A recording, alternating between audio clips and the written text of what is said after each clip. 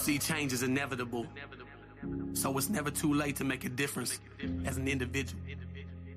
Because we got to do that to become better as a whole. All for one, and one for all.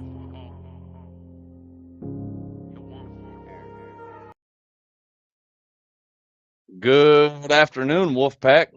How the fuck are we doing today? Let me make sure and do a quick mic check. Mic check 1 2 1 2 3 4. Okay, all right. So sounds good on that area.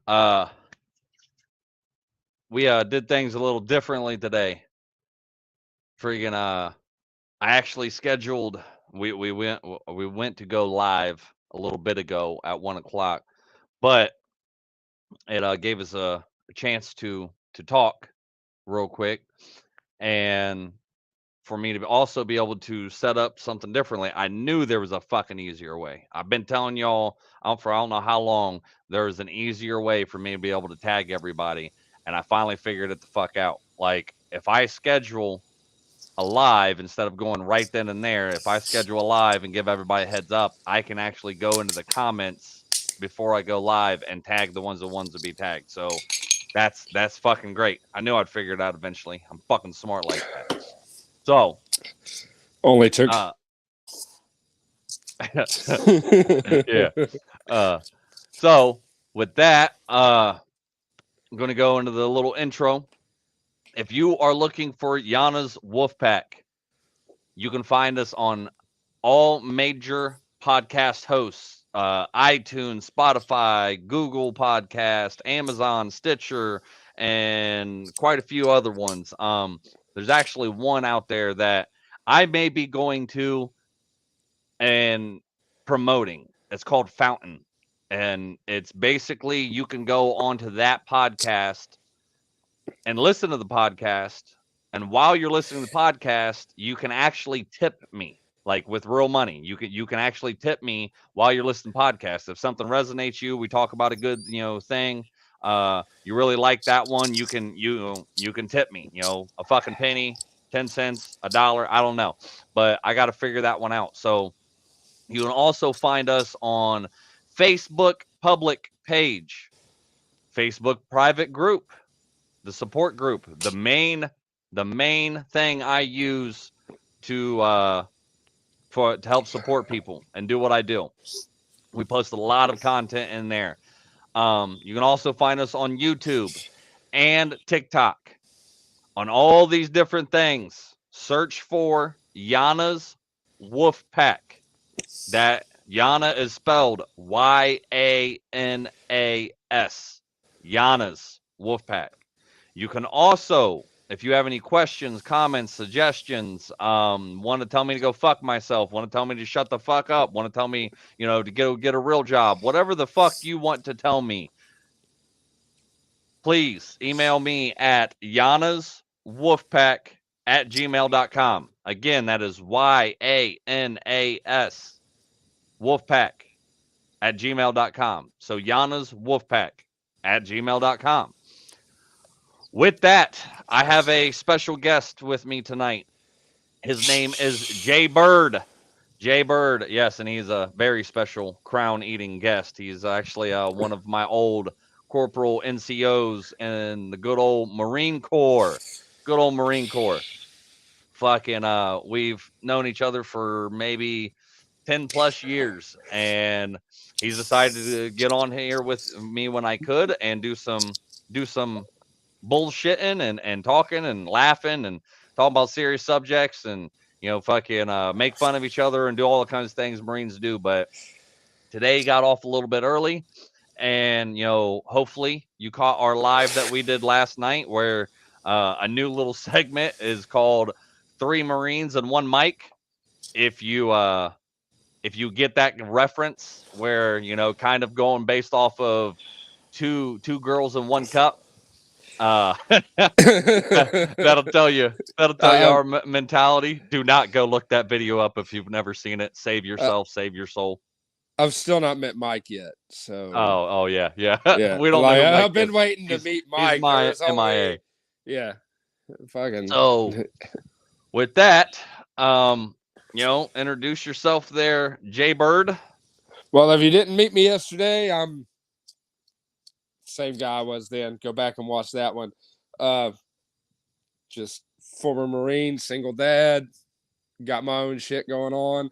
But I just really appreciate what Chris is doing here with this podcast. And I just kind of stepped in and asked him if I could be part of it, because my goal in life is to help other people as much as I can. Like I've made differences in a negative way, and I want to bring something positive to the world with the rest of with the back half of this thing. The back half of my life I want to spend doing positive things, and I really appreciate what Chris is doing. And I just wanted to be fly on the wall for it. I just wanted to help. Well, I definitely appreciate you being here, brother, and taking your time out of your day to doing this with me. So, all right, we're going to move on. We have a very pack-filled. Somebody's at my door. Nobody ever rings the doorbell. We have a very pack-filled episode for you today. I'm going to run off the list of basically the things we want to talk about. I told you I'm trying to make this better and do better and see, friggin' making changes as we go. I'm able to do more things in the StreamYard. So the big list we're going to go on today. Hopefully this don't take us 2 or 3 hours like it did last night. But the list of what we're going to talk about today is how far you've come, pushing through, take a breath, don't get lazy now, believing in where you're headed, surviving self-battle, when closure arrives, being led instead of being pushed around, making a difference to just one person, making mistakes is okay, heal for your child, choices, master to the day, and then basically going to be wrapped around, topic of the day is the circle of influence. Hopefully we get, through all these topics today. I've never done this is the little segment where I come up with, it's called Leaders of the Pack. And I'm telling you right now, I'm probably going more and more towards doing this right here. Where I pull off of the private Facebook group, the things that all the pack members post and talk about and everything like that. And I use it, in here. And then I, build off of it. So it could be a post, a meme, words, video, whatever it is. Then I use that to build off of whatever it is they use. And I want to make sure I shout out to these people, these pack members that make the group what it is. I want to make sure they know that their contributions and everything they do to make the group what it is and helping other people like they do, that is greatly appreciated. It really is. And you guys are even giving me more inspiration. I'm moving towards doing this basically every day, because I don't just sit down and talk about one generalized topic. It's not just on one, or it's, about one generalized topic, but I've got, 5-10 different fucking topics that I speak about in one episode, and then I can never find it. You can never find it, whatever it is. So hopefully these memes organize shit a little bit better. And it's definitely helped me make, take them off of here and turn them into TikToks, and then put it onto the TikTok to where it's just those 5, maybe even 10-minute little segment about that certain one subject. So it's really helped me, you guys. And I appreciate all the pack members that do all this. So, well, I'd like to chime in a little bit. Like I've not been in the group very long, but every day I see something in it when I'm scrolling. Like every now and again, I scroll Facebook. I don't have a lot of time in the day, but when I do get on scrolling, when I've got a minute and I start scrolling through and I see things that people are posting, see, I'm still on my journey. I'm not better. Like I'm working on it. I'm better than I was yesterday. And that's the goal. That's the goal every day, is to be better than yesterday. You're not going to heal overnight, but there are still things that people post in this talking about a pack like everybody's contribution can make a change, even to like say, I'm sure Chris reads things from time to time that he's like, yep, I've got to snap myself out of that shit and work on that more in his personal journey.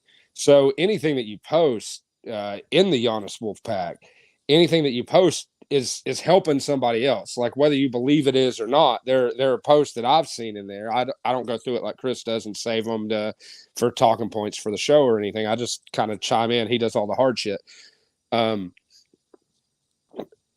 Because I have a real job. But yeah, it's just you're helping people more than you know. Everybody's in a different spot in their journey to getting better, to getting through their mental illness. Everybody is in a different place, and the things that you post, the things that you say, the little bit of effort that you put in every day could change somebody's fucking day. It could totally change it. It could snap them out of something that they're doing, some negative thing that they're putting on themselves. And it does. It makes a difference. And that's why I'm glad Chris is doing this Leaders of the Pack, to give you guys credit, because one person cannot help everyone. So together we can help each other, all of us. Yeah, very, very well said, brother. Very well said. To build off of what he just said, I want to, show, or, actually tell you guys, not just, show you, but I want to tell you guys that these Leaders of the Pack that I do, you're not just reaching this group. You're not just reaching the podcast that, downloaded all around the world, like Michigan, Texas, San Francisco, New Jersey, Mississippi, Kentucky, Tennessee. We're also reaching, people over in France, Germany, Australia, India, all different kinds of places. Now, with me being able to bust these down into smaller segments and putting it on TikTok, I just want to read off a couple, a few of the TikToks that you Leaders of the Pack, that your contributions are so valuable. It's not just reaching this small amount of people where maybe that was like 10, 20, 30 people that it would actually reach. You're now reaching hundreds. One TikTok that I've got up here that I just posted, yesterday and pulled off from yesterday was from Pack member Stacy, and it was a single move that I built off of that. It 172 views. There was one from Pack member Zach. He on his, and this one's a little bit older, like a couple days older. I got to get used to posting every day on there too. But his meme that he posted and that I built off of reached 391 people. And then, you got Pack member Rooster, myself, 399 people. Let's see if I can find somebody else. Pack member Jamie, one of the TikToks that I built off of from the meme he posted was 404 people. So, Pack member Stacy, one of the ones, another one that, a meme that she posted about Dear Narcissist was 419 people. So I'm telling you guys this to kind of beat it more into your head. This is why I'm doing more and more of the Leaders of the Pack, because you are helping reach with what you post and what you contribute into this group and helping, inspiring, and for me to build off, you are reaching more and more people than you truly know about. So thank you for all of this. And these are things that Chris wouldn't even think to touch on, like everybody works on personal experience. Chris's personal experiences might not resonate with every fucking body because Chris is fucked up, like in a good way. Love you, buddy. Just like me, like the things that I say, my experiences don't resonate with everybody because everybody's not had a similar journey to me. But there are people out there that have, and there's people that have a similar journey to Chris, but there's people that are going through the same things you're going through. So the things that resonate with you when you share it and we speak at, Chris has the time to get on here and promote the things that you're going through, the memes that you share, the things that resonate with you in your journey. He has the time to elaborate on it and really put it out there and put in the work that goes into the TikTok and the podcast. Like, because I know this shit can't be easy because I couldn't do it. I don't have the time or the energy to do it. I just jump on here and piggyback off of Chris, right? These things are huge. You're helping people that are in a similar spot in their journey as you are, and that's a big deal. Sorry. Yeah, it definitely does. ADD kicked in. I haven't had my medicine in a couple of weeks, so. No, you're good. I actually I feel kind of proud of myself in this moment because I actually have somebody on YouTube spamming the spamming the awesome. YouTube channel, posting comments saying something about from user sexchat69.site. That's a dating site for all tastes and ages. That's a fucking milestone. That means you got viewers, son. Right, right. Like I'm actually getting some attention. But while we're here, while we're talking about comments, I would like to say hey to Stacy, Becky, and Zach. Hello, everybody. You guys said hi in the comments, and I didn't get an opportunity because Chris was doing his talking thing. And thank you guys for tuning in. I'm sure Chris is very thankful as well. Love you guys. Yeah, I'm going through and making sure I'm getting this dude off of here and reporting this shit. Yeah, I'm snitching. It's fucking snitching. But yeah, I don't want that shit on there. But I do feel honored. I do feel honored in a way because it's like, holy shit, I got my first spammer. Like you hear all these other YouTubers talk about this. So it's like, hey, that's a fucking milestone, man. I got a fucking spammer. Like, hell yeah. Hey, man, I might click on the link. Like, can you copy that link and IM me? Right. Get out of my drink, Nats. Fuck out of here. There we go. All right, we got rid of that motherfucker. So, all right, so we are already 17 minutes in. So. And we have buckle up, motherfuckers. It's going to be a long one. Yeah, it'll be. Oh, something happened. I got Sonya over here comment. Phone ring. Okay. Business. I want to make sure that if you have a question or a comment that you want me to see, make sure you put it in all caps to capture my attention. That way, I actually see it. Sonya said, ooh, you remember me telling you that the other day on the phone? I don't know which part you're talking about, Sonya, so you're gonna have to elaborate for me. Yep, all right, we're gonna go on to leaders of the pack. First one that we have from leaders of the pack is from pack member Jamie. He likes to post, cool shit like perspectives of the day. And hold on. Hey, you got your earbuds handy there, bud? Because I can hear the echo coming from your phone. Oh, they're in. I moved up on the phone. Maybe okay. The phone ringing. Like, I didn't. The phone shouldn't be making any noise. Like my earbuds. No, I think you were just too close. Yeah, that might have been it. I was trying to read this little ass writing. You read it to me. Oh no. Yeah, I'll read it and then we can build off of it after I read it. Yeah, my bad. So credit goes to pack member Jamie for this. Thank you for your valuable contributions, pack member Jamie. Appreciate it so much. It goes on to say there's a caption to this and the meme. I'm gonna read the caption first. No, let me read the meme first so it makes sense of what the person actually captured or captioned in it. So the meme says, "There's no one that understands the extent of your hustle, how you worked tirelessly, how much fear and worry consumed you, how close you were giving up, how hard you battled against your own mind. Don't forget to celebrate how far you've come already." And the caption that went with that said, "Have you watched those movies about quests in which the protagonist has swam through 7 seas, slain a dragon, and now close to his final quest, he becomes weary and feels like giving up. We always see that he has more than enough to head on. You have waded through the storms. You have gone past the disappointments, past the failure, and you're here. No matter how little here, might seem, celebrate it. Make yourself happy. So I don't know what that noise is, brother, but it is It's a fan. it is loud It on was a my fan. end. Man, I don't know how it got so loud. Is it gone now? Yeah, yeah. Okay, Yeah. so I'm gonna read that meme. I'm gonna read the meme again. So we can build off of that.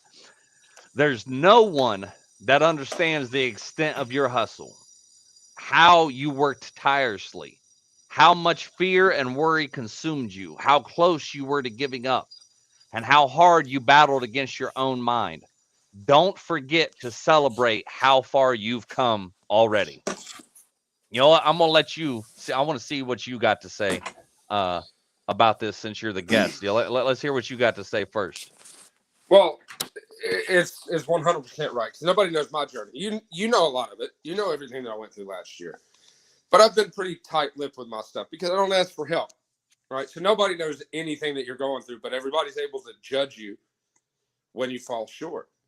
And I think that's really what it's saying. You've got people waiting to judge you when you fall short, so just keep trucking, man. You know what you've come through. You know how far you've come from where you were. So just keep moving. Don't give a shit what anybody else thinks about your journey because they don't know the scope of it. Like, they don't. And it's easy for them to stand back where they're at, not knowing, and make their own judgments. I'm going through a lot right now as a result of not sharing things that I went through before. If anybody had that perspective, but I don't want the pity. I want people to do the right thing because it is the right thing. And it's easy to give up at the end. It is. It's really easy to give up at the end because you've put so much into it. It's easy to be like, fuck, man, how much more work can there be? But you've got to just keep playing that game, keep pushing, keep putting in the work because you've put in so much. You don't want it to be a waste.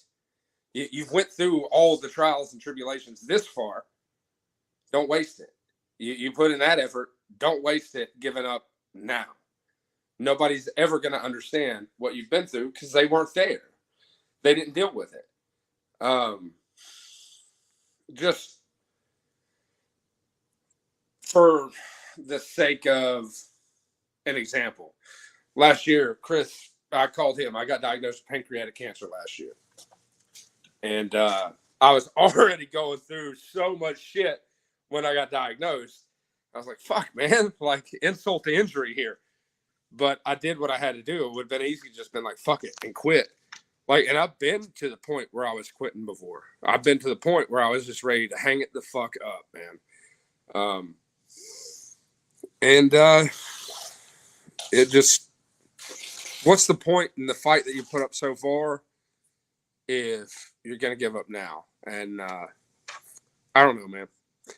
It's hard to elaborate on it much. I went through everything that I had to go through to get to where I am. And there's still work to be done. That doesn't discount the work that I have done.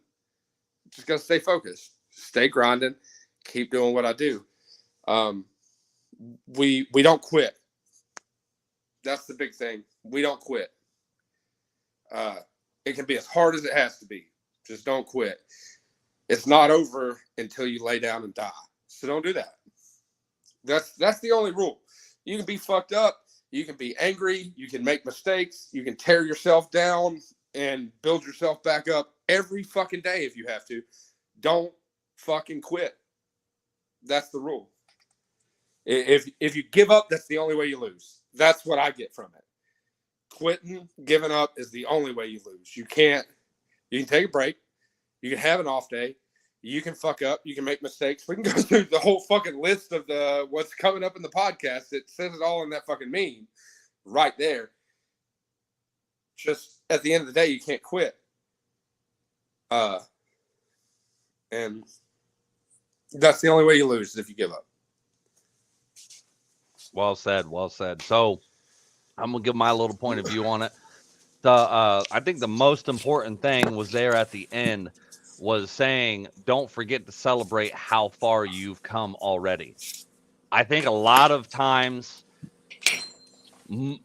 not even most of us, all of us forget that we have been. I'm gonna put you on mute, man. That way, all that Okay. background noise, all that, all the things that you've been through in your life, all the hardships, all the trauma, all the days that you didn't think you were going to come out of, all the fucking times that you just basically like, you wanted to give up and die. You just did not see any light at the end of the tunnel. And it says it right there. Don't forget to celebrate how far you've come already. There's going to be another meme that comes up here in a minute that kind of says even more to go with that. But you got to understand, and you got to pat yourself on the back. You got to, fucking tell yourself congratulations, give yourself a, Mel Robbins says, high five yourself in the mirror, not fucking hard. Don't bust your mirror. But you got to remember all the things that you've been through already and celebrate those things. Remember the little things that, you didn't know before and you learned now.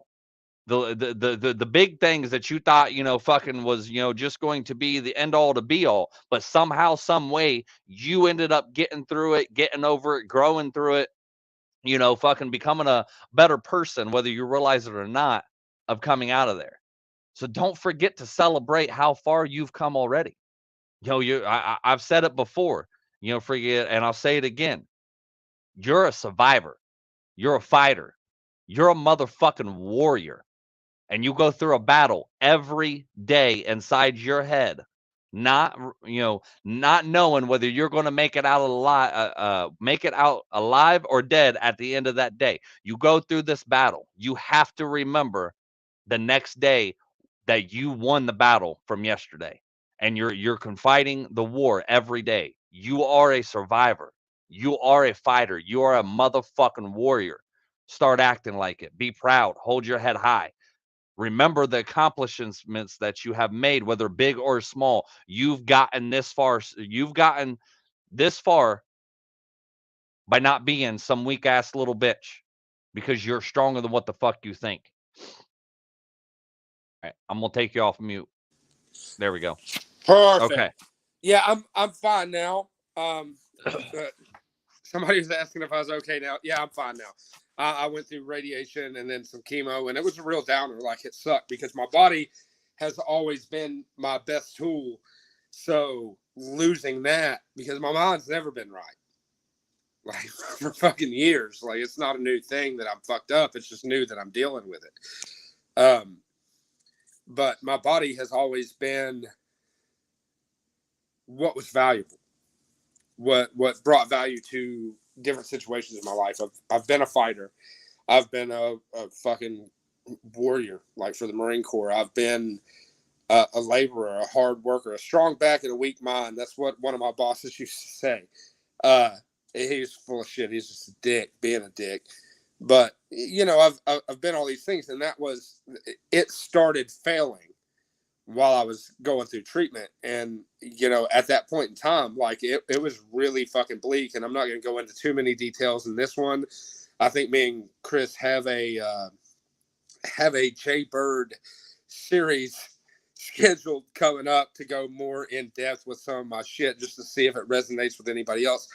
Things just kept getting darker for a little while, and it went really fucking bad last year. Last year was a very fucking bad year. Because my wife left in February, then in July I was diagnosed, and in September my dad started talking about selling a business I was supposed to be taking over. The whole reason that I made the move that I did, like, just a whole stack of shit, and I couldn't talk to anybody about what was going on with me, because I felt like if I told anybody other than, like, Chris and a select few people, that it would initiate pity to change people's mind about what's going on. Like, I couldn't tell my ex-wife that I was sick, because if I did, I was afraid she would come home for the wrong reasons. I couldn't tell my dad that I was sick, because I was afraid that he would change his mind about what was right for him for the wrong reasons. If he had chose to sell the business, that was fine. And I didn't want him to change his mind just because I was sick. So I kept it to myself, and I dealt with my own fucking problem, and I pushed through. And Chris, and there's a select few other people in my life that I reached out to, like I would shout them out, but they're not here, so it doesn't matter if I shout them out or not. They were very supportive. My mom wound up finding out on accident because she came over to visit, and I was very under the fucking weather, and I had left radiology reports sitting on my counter. I was trying to spare everybody else's feelings. I didn't want anybody to worry until there was something real to worry about.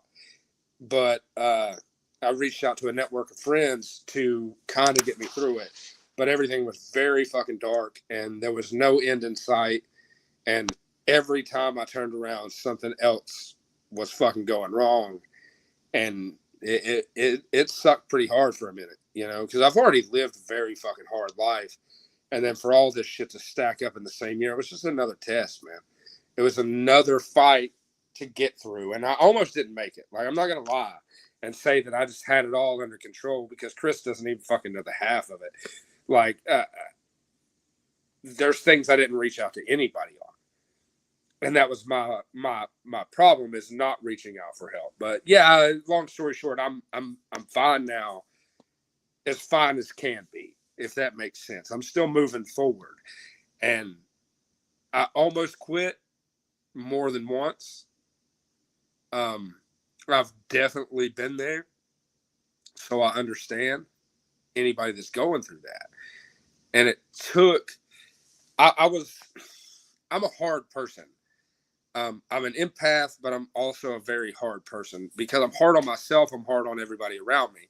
So when somebody's in a situation where they can't find a way out, I'm like, suck it the fuck. Like, I do that. I do that to people because it's what I tell myself. You need to suck it the fuck up. You need to push through, right? Which is one of our topics coming up, is push through. Which is one that I don't know if I. And not to be a dick, but we ain't never going to get to that if you don't hurry up, bro. All right. So anyway, see, I disagree with the push through. I think that you can't push through alone. You've got to have a support system. You've got to push yourself. Let's wait till we get to that topic. All right. Okay. All right. Sorry, man. I ain't trying to be a dick, but I also ain't trying to be on here for no 3 or 4 hours fucking today like we was yesterday. Like, you're right. You're right. Yeah. You were answering a question. I mean, like we talked about, before, we were doing some evaluating and evolving, like I talk about. I talked to Jaybird and I talked to Rabbit last night, and or today, and it was like, hey, how do you think yesterday's went? How do you think, what can we do better? And Jaybird even kind of said, yeah, we kind of need to stay more on topic, so we're not going, too far in. So and too deep. I was just trying to answer the question. I didn't get long-winded on it. I'm sorry. No, that's all right, brother. It is what it is. I just want to relate to the people out there that have like I said, I got shit to do fucking today, and I spending 5 hours on this motherfucker. It ain't one of them again today. I know it sounds like a dick. I know I sound like a dick, but hey, you'll be all right. Not him, but everybody else. So we're gonna move on. Wait a minute, nope, I can't move on until I give pack member Jamie that good old Wolfpack howl that he deserves for contributing that great and awesome meme that he did that we were just able to build off of. So here it goes, everybody.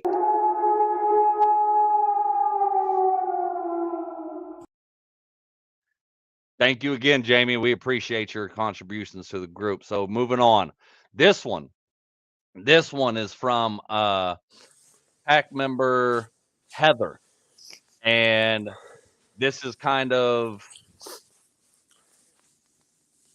I want to make sure that this is actually the right one that I'm pretty sure it is. That was the one he was just about to get on, was the whole pushing through thing.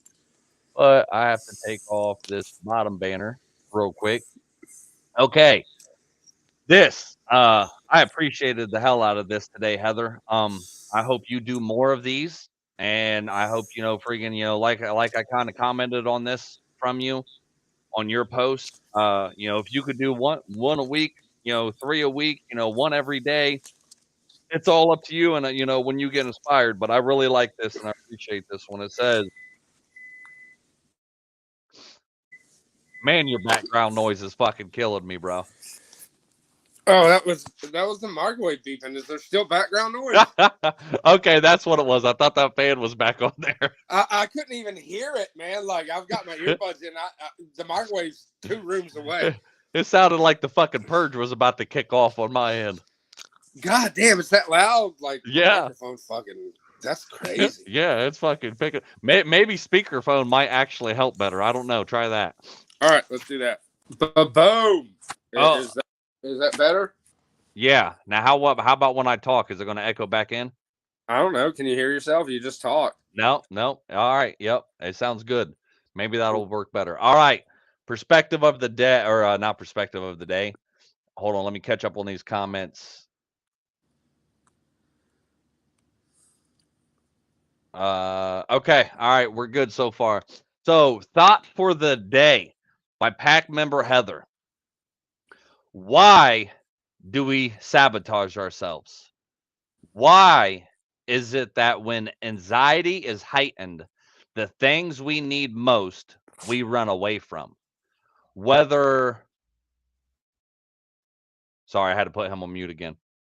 Whether that's people, social gatherings, cleaning the house, exercising, eating better, and drinking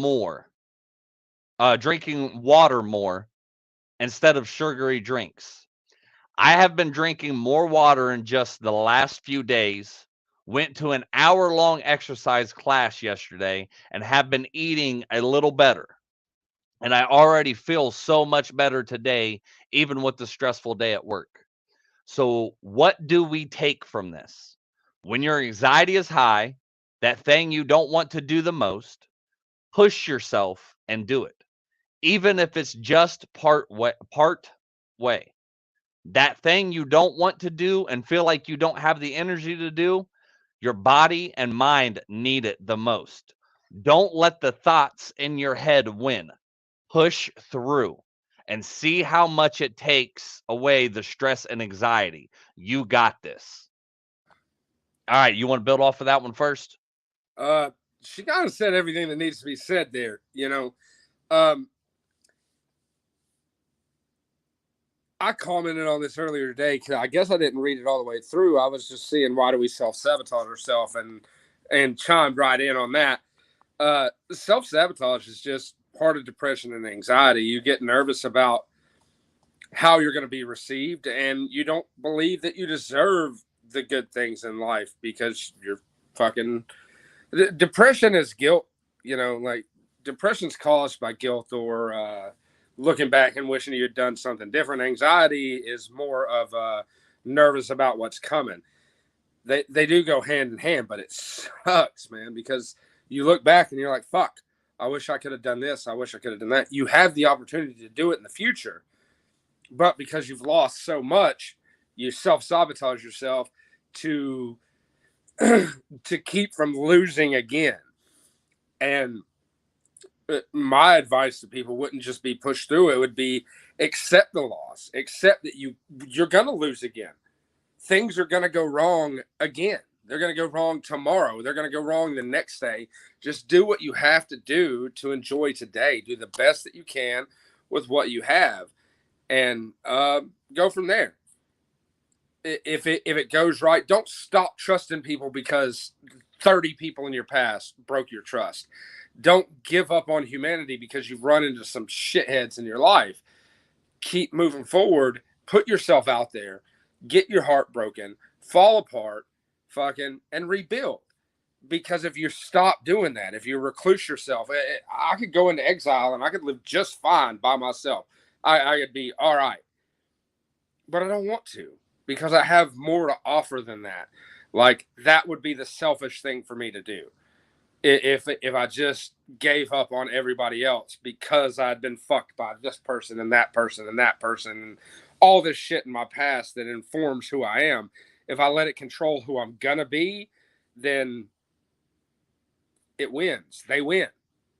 And it's not about winning and losing. It's about being better. You want to be better every day than you were yesterday.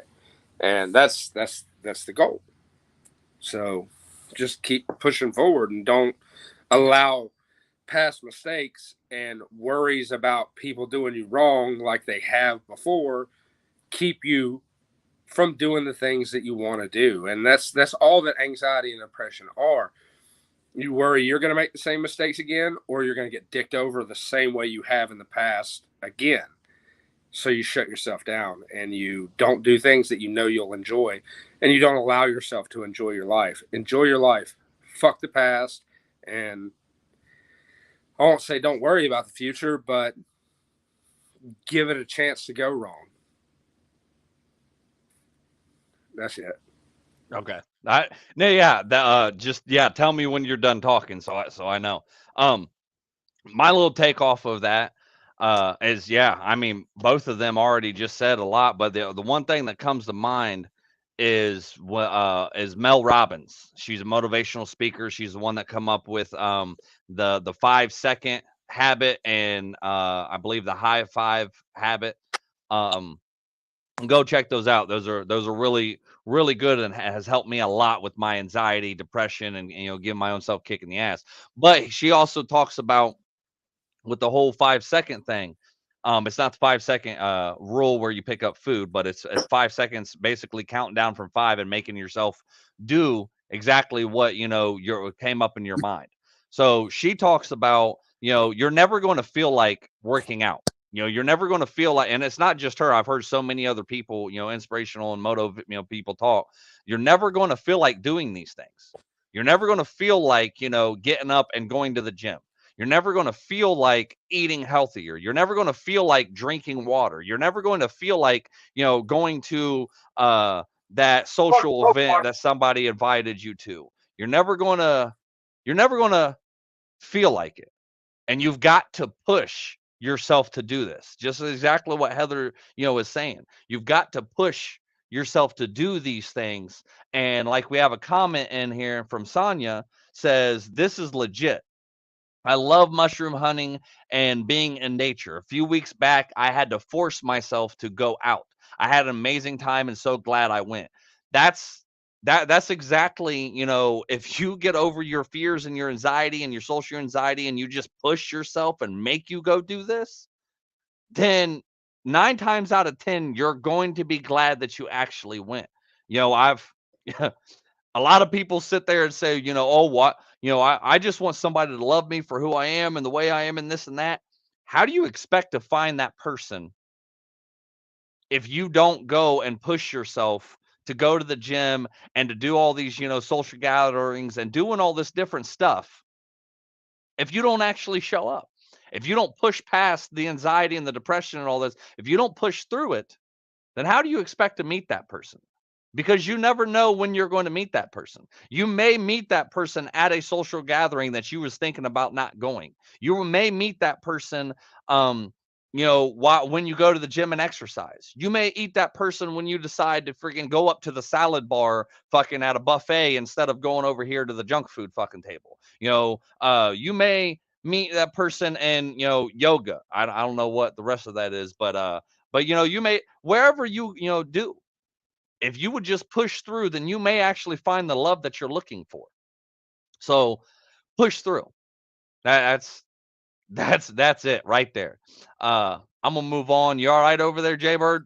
Yeah, sorry. I just was looking at your ceiling. I got you on speakerphone anyway. Okay. And I went to go make background noise. Actually, I'd like to interject a funny story in here. So I keep it short, man. I went to Tinkle while Chris was talking, and I got shot 3 weeks ago. So my house is not level, and my toilet seat has a bad tendency to fall in the middle of me peeing. So I'm kind of zoned out, looking out the window, out back and shit, at the wall like men do when we're peeing, and the toilet seat fell, and I jumped and pissed all over the fucking wall. So I'm going to have to clean that up here shortly. Anyway, I thought it was funny. Hold on, I got a comment over here. Sonia, I'm going to need you to explain what you're talking about. It says, no, DDP is the innovator of the self high five, and I will not budge on this. I will die on this hill. What are you talking about? I know that has to relate with the Mel Robbins that I was talking about with the self high five. Is there somebody else that come up with that? Is that what you're saying, or she didn't, just come out of that or whatever, or she didn't come up with this? Diamond Dallas Page, DDP. I that's what I'm wondering. Like, is it Diamond Dallas Page? I mean, if that's his thing, like, we'll give him credit. Those are nice spandex pants. I think that's who the fuck they're talking about as Diamond Dallas Page. I don't know. All right. You put your comment in there, and then I'll come back and reread it. Because if he's got a book about it, and that's what he come up with, she said about his autobiography was life changing for me. Yes, that's what I'm saying, but I'm not implying she stole it either. Okay, yeah. I wasn't saying that that you were saying that she stole it. Yeah, she come up with a lot of scientific reasons of why the high five. Basically, okay, so I'm explaining this a little bit. And because I would like to read Diamond. I love Diamond Dallas Page as a kid.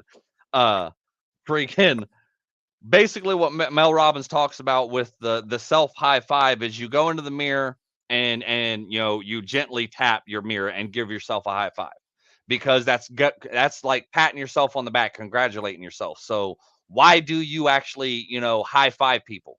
You're high fiving people usually after like a good job, or you won the game, or they did something awesome, or whatever it is. You just give them a high five, and you always catch yourself smiling, and you're congratulating somebody else, and it just feels good to do it.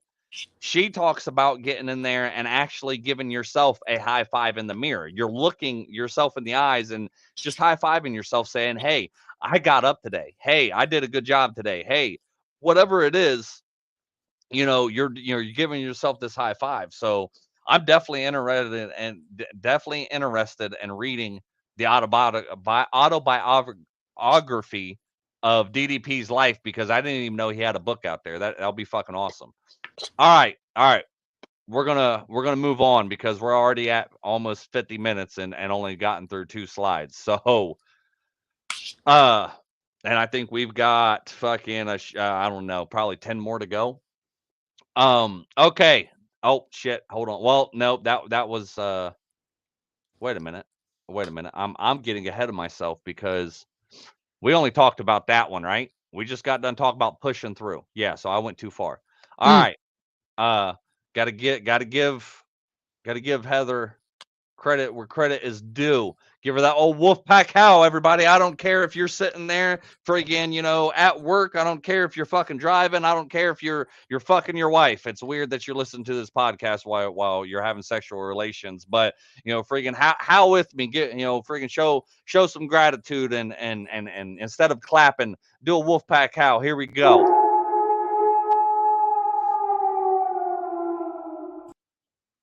Let the pack members know that they do a good job with this contributing. So, all right, we're gonna move on, everybody. Freaking credit goes to pack member Jamie for this one. Wait, we did this one already, Chris. No. This is the second one. This one's take a deep breath. The other one was there's no one that. Okay. I got you. My bad. Nope. No, you're good. You're good. That's why I flip-flopped the two, because the first one had the words on the left and the meme on the right, so I flip-flopped them to make sure I didn't do exactly what you just did. So from pack member Jamie, he posted, says, take a deep breath. It's just an episode, not a whole season, and definitely not the entire show. Caption to go along with that says, have you ever watched a series episode with a lot of actions happening at the same time, and at the end, you felt like you spent an entire lifetime watching it? Life can be like that sometimes, when too much happens at the same time.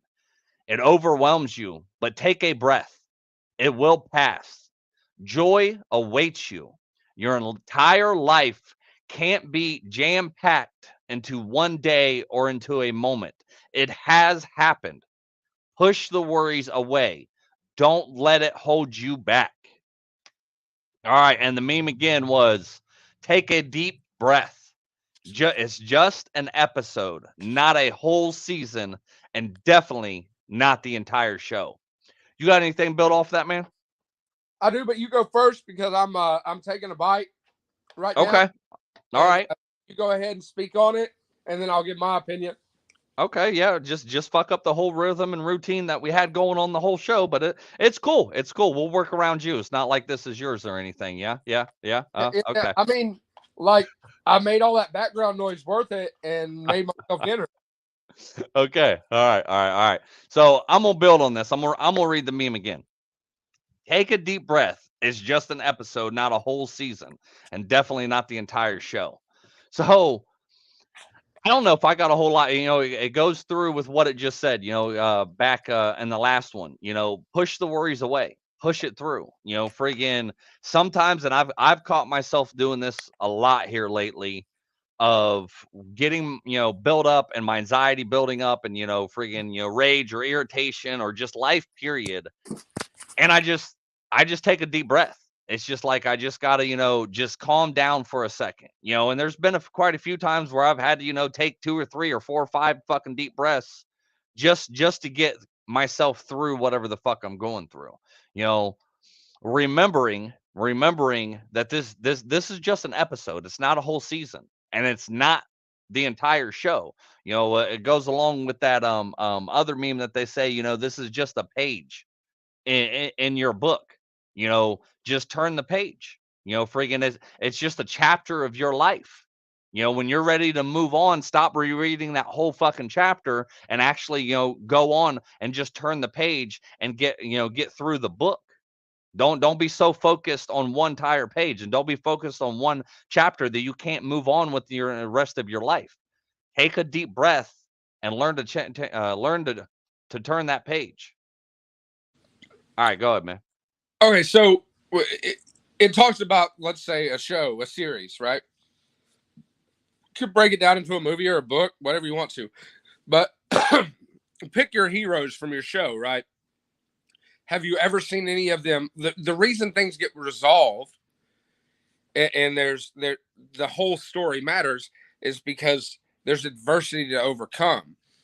If they stopped and wallowed in it and didn't move on to solve the problem and fix it, if they stayed stagnant and didn't move forward, they'd never get through the issue in the show, and it would become the entire show, and that wouldn't be a good show, would it? So when there is adversity, they push through. Emulate your heroes. When you run into adversity, remember, next week you get another hour episode. Tomorrow you get another hour episode. If we're going to make that comparison, you get another day. You've got another day. So work the issue and don't lay down on it. Don't get stagnant. All right, good. Well said. All right, we're gonna move on. That was probably the quickest slide we got through so far. Well, you were giving me shit about being long-winded. Of course, I'm going to start my answers. Well, good. Get into the meat and motherfucking potatoes, bro. The meat and potatoes. I think give the people what they want to hear, not fucking, that you sat there and put in these spices and you fucking, took, cut it this way and you took a fucking bite with one, fucking fork and threw that fork away. Hey. Yo. Hey, you're the one that brought this up to me from last night. You said, hey, we need to stick on topic. You're right. I'm just keeping you accountable. End of the story that gave me perspective. Right. That's right. That short way. And sweet, brother. Short and sweet. Gotcha. Especially during this one. During this fucking Leaders of the Packs fucking thing. Yeah. We're already at an hour, so this is gonna fucking take us forever today. But Hey, Becky. Why don't you sit there and you just listen and I'll run this show like I want to, all right? Don't tell me just to hush and move on. This is my shit. You're giving me shit. When you want to get on here and run this motherfucker, you get on here and do your own lives, Becky. I'll pick it on you, Becky. So all right, we're gonna move on. Wait a minute, I forgot the fucking important fucking thing for Jamie. So, all right, give him that old Wolfpack howl.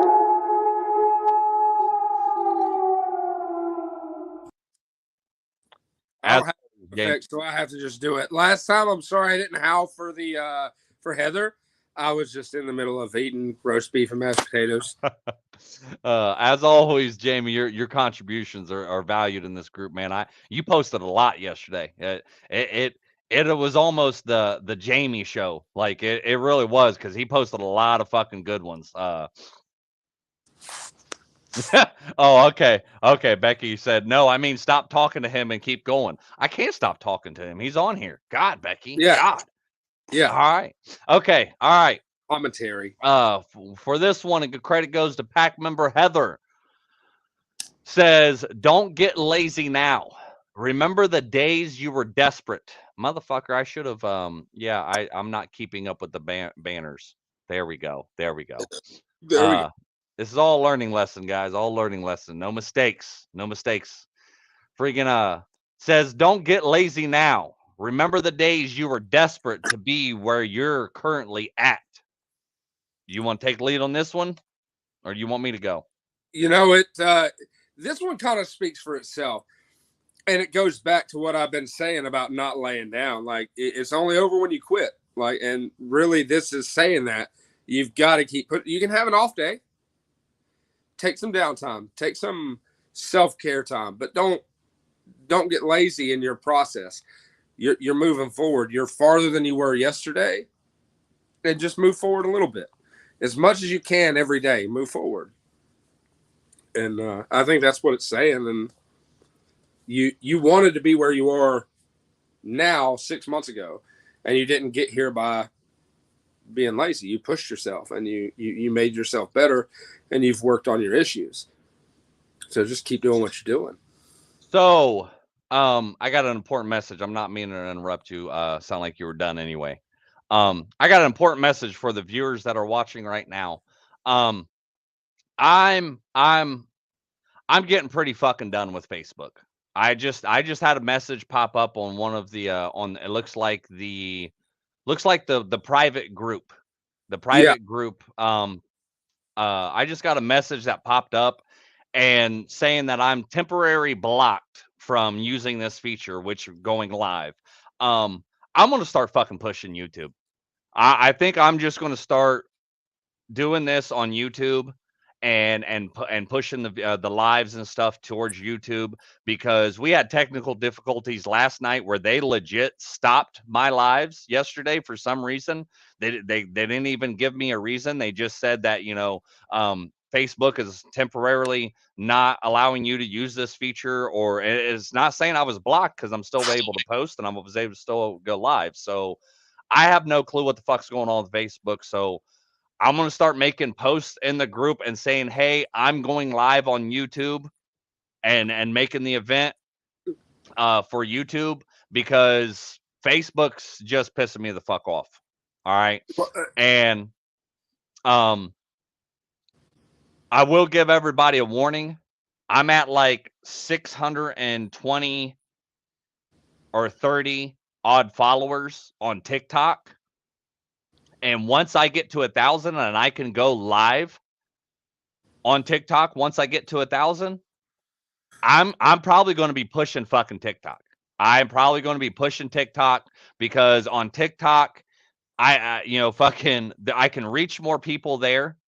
I can, friggin' you guys can actually, tip me, and it has to be 100 or 1,020. Okay. All right. Thank you for that tip, Stacy. She says it has to be like 100 or 1,020. Okay. All right. But once I can go live on TikTok, I'm probably going to be pushing the fuck out of TikTok, because then, friggin' you can tip me while I'm going live. I can reach more people and be more public with it. Let you get away with a little bit more. I am going to have to watch what actual TikToks I post, because I've already heard like they don't allow you to talk about like suicide and, this type of shit. So you kind of got to watch, but I don't see how they can monitor that unless somebody reports it to you for, while you're live. So for right now, until I can get the TikTok up to where I need it, if you guys would share my TikToks, that would be fucking awesome, and I would appreciate that. Get more, more viewers and more followers. But I'm fucking almost done with Facebook. Like I'm still going to keep the private group. We're still going to do that. It's just this whole bullshit that TikTok or Facebook's been doing the last couple of days. I'm on my last straw with it. So I'm probably going to keep pushing. I'm going to probably keep pushing fucking YouTube for now on, and you guys can just watch there because I'm done with this shit. It's that it literally a message popped up and said you're going too fast. How the fuck am I going too fast? Like, am I talking too fast, posting too fast? I've had that shit pop up before, so No, like fuck you. they said you're going too fast. That was their excuse for throttling you down. Yeah. Like Wow. it's I go and check the page, and it still says I'm live on there. So it still says we're going. Maybe they're just giving you tips, man. Like to slow it down. I don't know. Maybe No. Actually, I'm no. Wait a minute.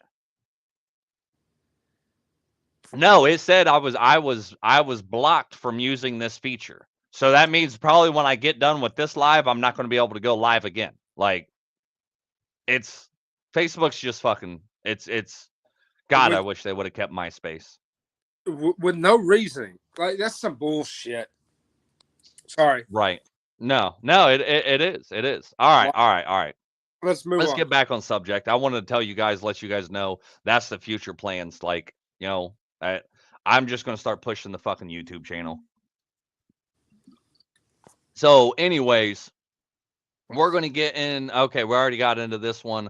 Let me reread it again so it refreshes my memory. Jay Bird had what he wanted to say.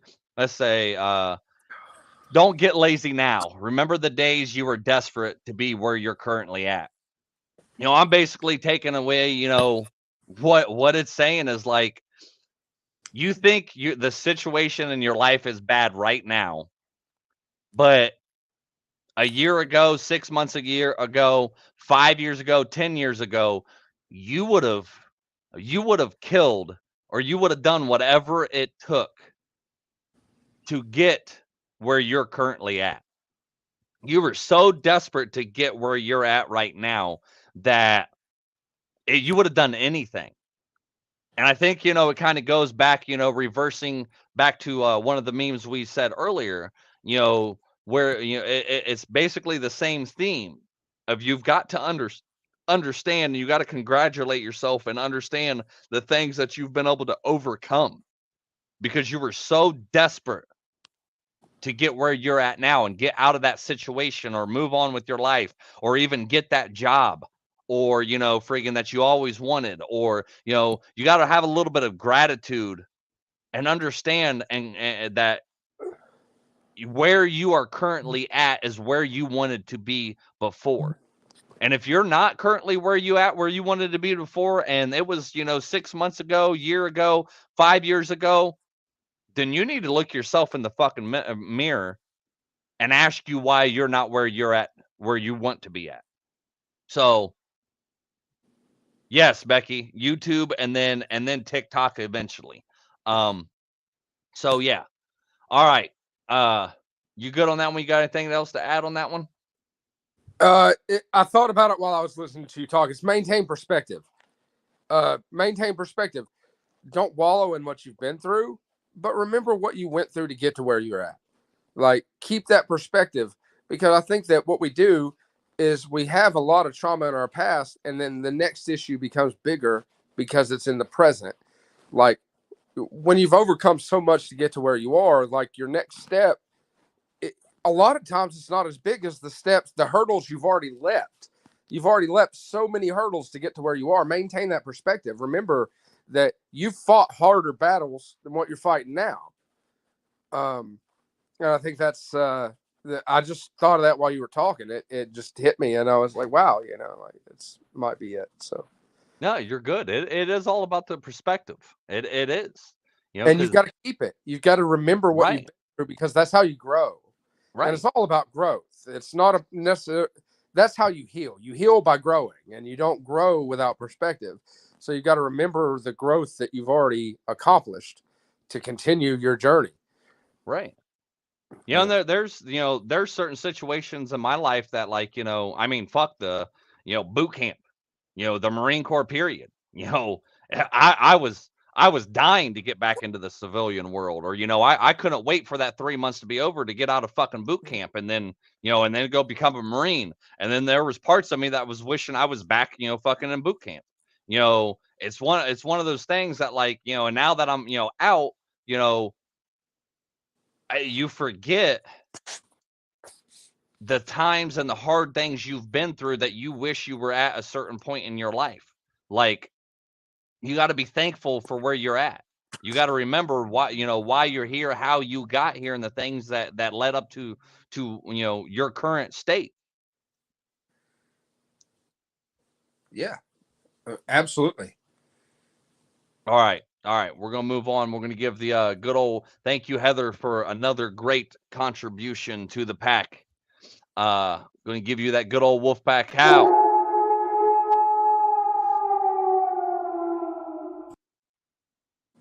All right. Moving on. Another one from pack member Jamie says, one thing I realized is that everything always ends up working out. Sometimes even better than you can imagine. Remember this. When you're in a hard place or you feel like you're being challenged the most, believe in where you're headed. You want to go off that one?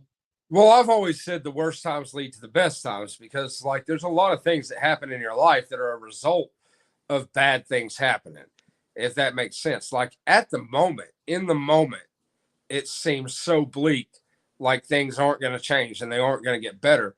But then it leads to something great, like,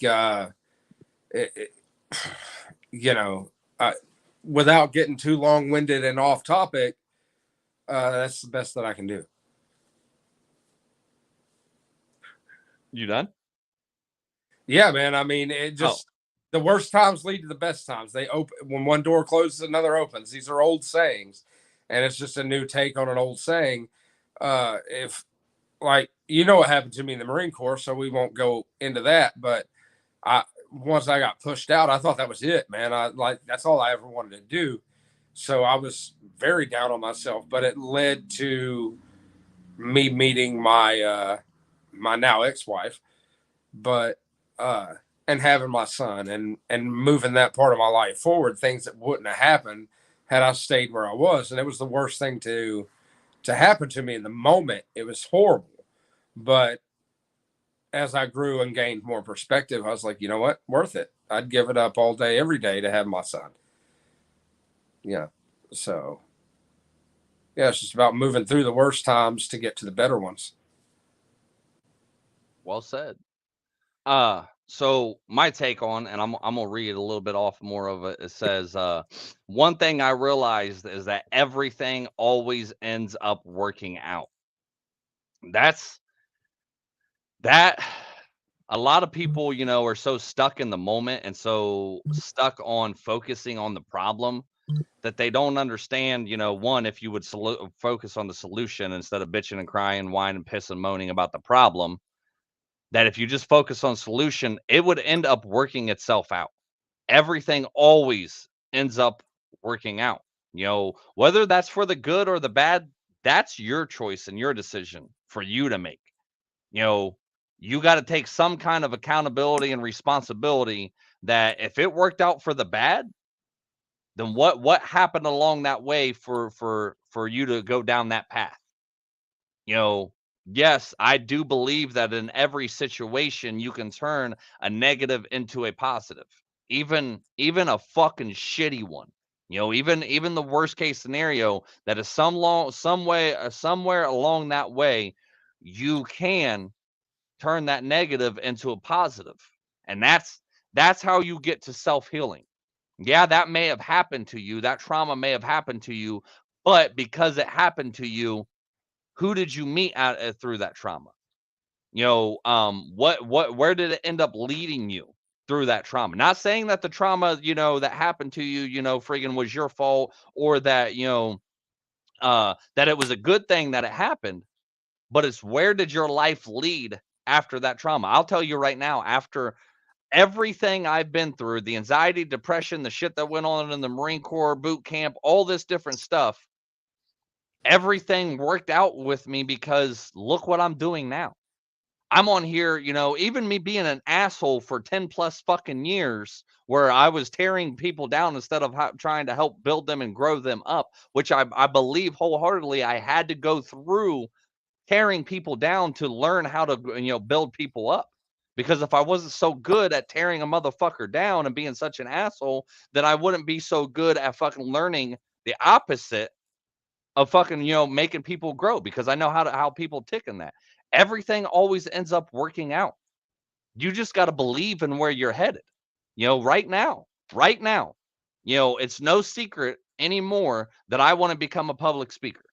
It's no secret anymore that I'm doing this and suffer, you know, or battle through with these mental illnesses. It's no secret because I'm going more and more public with it. And I've got to believe where I'm heading. I've got to believe that I'm already a speaker. Just because I'm not getting paid for it, just because I'm not up on a stage, just because I'm not, you know, fucking doing like everybody else is, I believe I know where the fuck I'm headed because I'm doing most of what I want to do already. You know, I'm not going to spend 24/7 on a fucking stage, but I'm working my way to get up there for an hour at a time. But to get myself there, I have to believe and envision that I'm going to be there and that everything is always going to work out. It's going to lead me to where I want to go because I believe that's where I'm going to end up. And right now, I'm doing it. You know, and just because I become a speaker, I don't want to stop doing this. I don't want to stop doing the group. I don't want to stop, you know, helping people, you know, individually. Just because I do a speaker that way, you know, I don't want to let the fame or the money get to my head. You know, friggin', I still want to do this. I still want to get on here and make more content and do Leaders of the Pack and, you know, do my lives and, you know, build off of that. Those hour things that I want to do, that's just going to be another segment of my life. Yeah. Anything else to say? No, man, I was still listening to you. Oh, okay. All right, Jamie. You once again, you get one of those good old Wolfpack howls because we appreciate and value everything that you do, brother.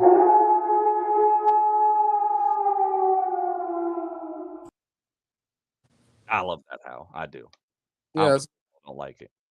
I don't think you changed the slide on my end because I'm still seeing Heather's slide. The banner is changing on my end, but I'm still seeing the "Don't Get Lazy Now." I didn't want to interrupt you in the middle of reading the slide or anything, but the slide on my end has changed. See, now I'm seeing "Surviving Self-Battle" as the banner, but I'm still seeing Heather's slide. You're still seeing Heather's slide. Yeah. Let me. Actually, I don't have to see the other one. You're reading it to me, so yeah. See, Facebook is. See. Oh, see. Now that I open Facebook, it's finally fucking jumped to this one, and then YouTube is the only one that's actually currently where we're at. So, yeah, Facebook. It's working on. You're just pissing. So, as long as it's working for the audience, it doesn't matter if it's working for me. You know, like I was just telling you in case it didn't work for everybody else. Right. So, all right, moving on. This credit goes to pack member Stacy. Stacy, you're one of the leaders of the pack, and we value. I value you as a pack member and everything that you post. Thank you there, Jared. No, you're good. You're good. Hey, never premature how. Yeah. Fucking it says sometimes the bad things that happen in our lives put us directly on the path to the best things that will ever happen to us. I'm gonna read that again because I fucked that one up majorly. Sometimes the bad things that happen in our lives put us directly on the path to the best things that will ever happen to us. That's building. You know, do you see the theme? And this isn't like, you know, that's almost. Sorry, go ahead. Go ahead. I interrupted you. That's almost. I'm not. Go ahead.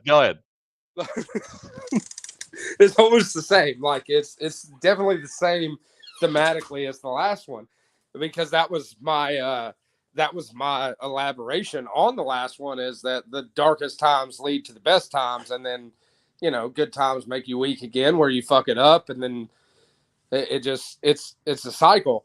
But,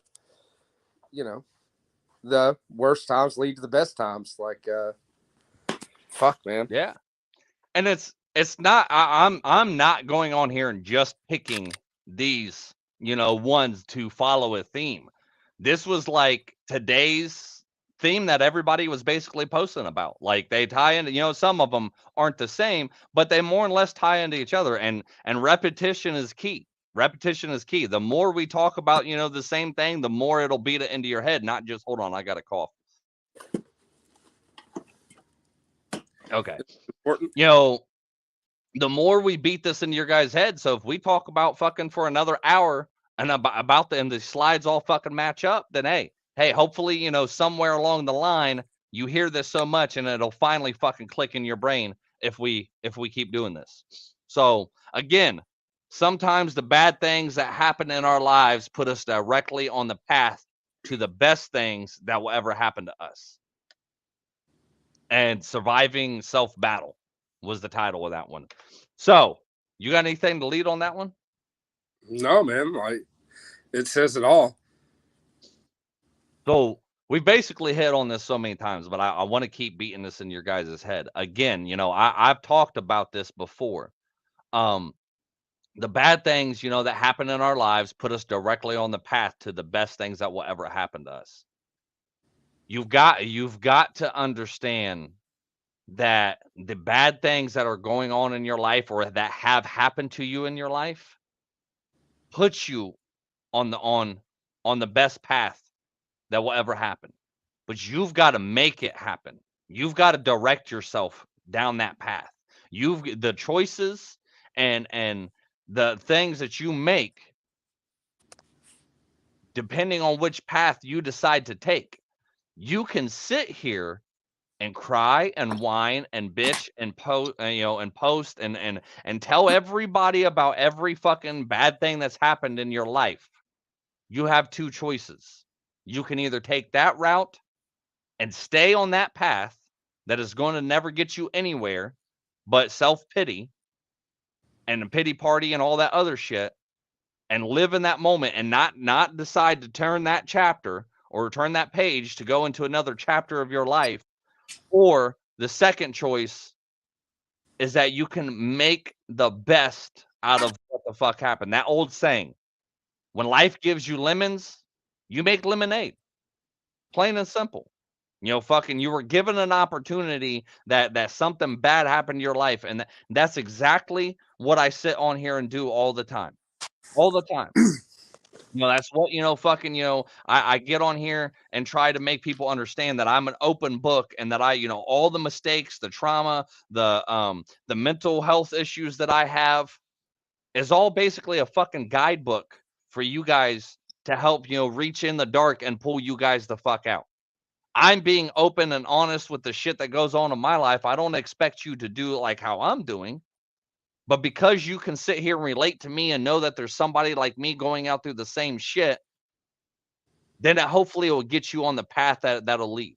But you can choose to fucking, whine, piss, bitch, and moan and complain and stay on that path.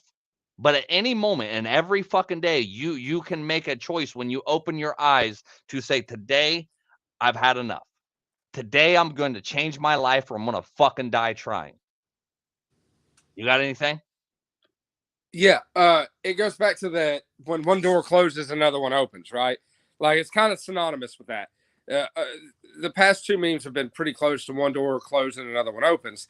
Now, to touch more on what you said, you can stand there. When that door slams in your face, you can stand there and beat your head against that fucking closed door all day, every day for the rest of your fucking life, and it never open again. I'm going to get something more to drink. Go ahead, talk.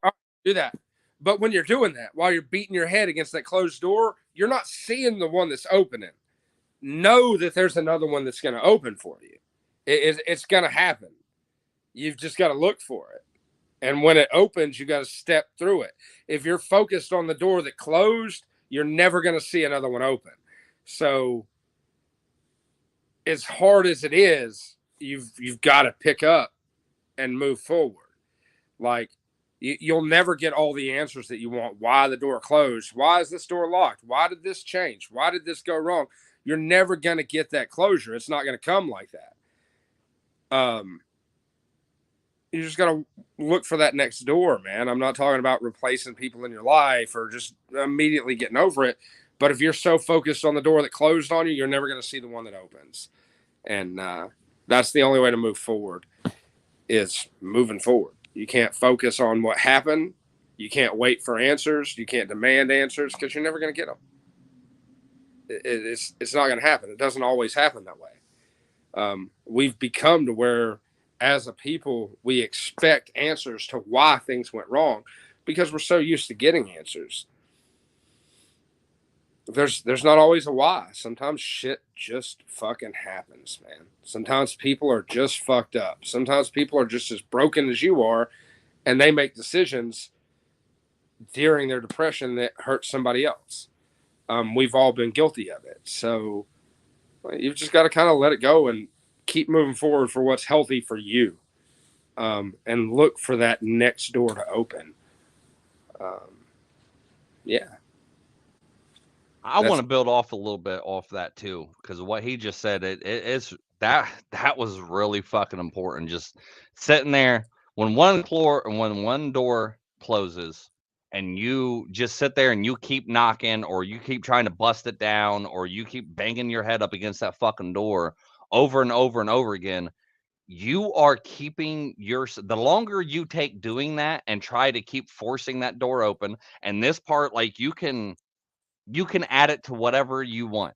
Fucking the longer you sit there and try to change somebody else that doesn't want to change, the longer you sit there and try to make somebody love you the right way that just refuses to love you the way you want to be loved, the longer you sit there and stay at a dead-end job that is going to get you nowhere, and they're not seeing your value, and you're not getting promotions, or you're not getting raises or anything like that, the longer you stand there and bang your head up against the wall, just like Jay Bird just said, the longer you're keeping yourself from the path that you should really be on.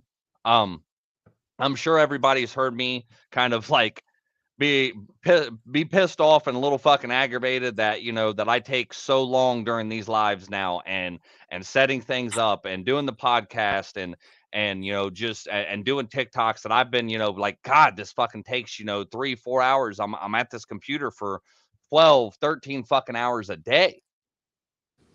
And listen to him saying that, it kind of dawned in my head, and it was like, well, maybe instead of beating your head up against this door where you really just want to be a farmer, and you want to become a speaker, and you want to do this, you're banging your head up against this door trying to keep this farm alive.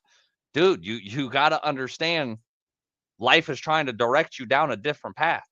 You're on the path you're supposed to be on. Stop trying to veer off. Stop trying to fucking bang on that door. Quit trying to open that other door. Open the door that's available to you right now that's fucking unlocked. Just go down the fucking path to where you're meant to be, and everything else will work out like it's supposed to. In the end, it'll all work out like it's supposed to.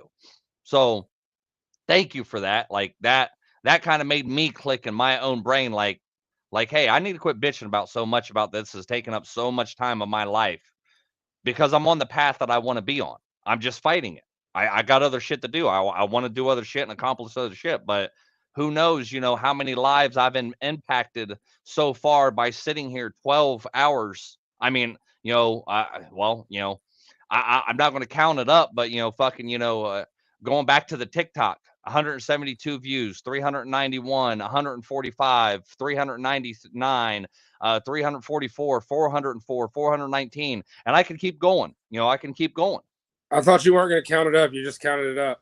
No, I meant adding it up, like adding them all together, like fucking that's probably adding all of that. I mean, that's got to be at least 2, 3, 4 1,000 fucking people that have watched my lives, and I don't know if they're all different or the same, but because I sat there and took all that time the one day to post 17 fucking TikToks from one live that I went through, I impacted all those lives some way, some fucking how, because obviously it was good enough for them to be able to watch it. but I sat there and bitched about and was mad that I didn't get nothing else fucking done that day. But it was on the path and what I was supposed to be doing at that time to help reach those very people that needed to see whatever I posted. If you changed one, I've not seen any of your TikToks. I'm not gonna lie, I don't do TikTok because I'm fucking morally opposed to TikTok, for many reasons. But the biggest is we already have a short fucking attention span, and it's only making it worse. So, but it's a tool. That being said, I don't watch TikTok. But your podcast and speaking to you and talking about things and hearing some of your podcasts not long ago, it drew me in. It made me want to be a fucking part of it. It made me want to help people because I know that's what's happening here. And if something that I say impacts one person that's in a bad spot like that I've been in before when I needed to hear the same thing that I'm saying now, a year ago, 2 years ago, whenever it was, and it impacts them in a positive way, it's worth the time that I put into it. Now, I don't put in nowhere near the time that you do into this because I've never sat in front of a computer or in front of this phone for 12 hours. Like we sat in front of it for 3 hours last night, but that was it. You did it for exponentially longer because you've got to set the whole thing up, get slides together, and have content to feed it. And I know that it's not a fucking easy task. But you've got to remember to take time for Chris too. It's something like, I'm sure that's somewhere in here in one of these slides. Take a fucking break when you need a break. Don't be pressured by me or Rabbit or anybody to get on here and do a live when you're not fucking feeling it. If you weren't feeling it last night, you should have been like, hey man, I was in front of this thing all day. It was a great segment. We had a lot of fun, but say no when it's healthy for you, Chris. Say no when it's the right thing for you to say no. If you've got to go take care of your animals or you've got to go fucking plant a seed, you'll only reap what you sow next season. So do what you've got to do for you and your family that is therapeutic for you. Don't prioritize this over what's right for you. Because I'm going to go to work every day. Days that I'm off early and I can chime in on your daily podcast, I'll love to. Send me a fucking invite and I'll chime in as much as I possibly can because I want to help people. But at the same time, I have things that I have to do for myself as well that I'm not always going to have the time. And you need to make time for Chris too. It's something that door's open. You've got your foot in this motherfucking door. It's not closing. Your foot's in it. So you're good. You're good. And any help you need, I'm sure myself and anybody in the group would tell you, we got you. We'll help you however we can to get you where you want to be because you've helped all of us. But take time for Chris too, because you've got to remember to take care of yourself as much as you're taking care of the rest of us. It's a symbiotic relationship. It's a pact. It is, and thank you for saying all that. I appreciate all that. I want to kind of revert you back, and I think the listeners about to know where I'm about to go into, but I don't want to go on to too big of a schmeal today. But I want to direct you. Go to one of the podcasts that I did the other day, and I believe it was How Bad Do You Want It, or How Bad, as bad as you want to breathe. And there was another one, talking about the ghosts of standing around your bedside. So I agree with what you said. I got to make sure I take time out of my day. I got to make sure that I take care of me and take care of the farm, take care of my family, spend time with them, do all this different stuff. I got to make sure I do all that. And I'm not disagreeing with you on any of that. The one thing, your important thing is like, okay, like you said, I got to go to work every day. I got bills to pay. I got to, do this shit. My thing is with this is I'm trying to get to somewhere now. I feel like, yeah, my time's ticking and I'll get there when I get there. But if I don't live, breathe, eat this shit, then, and I don't do this like, like I just, all those numbers on those TikToks that I just rattled off.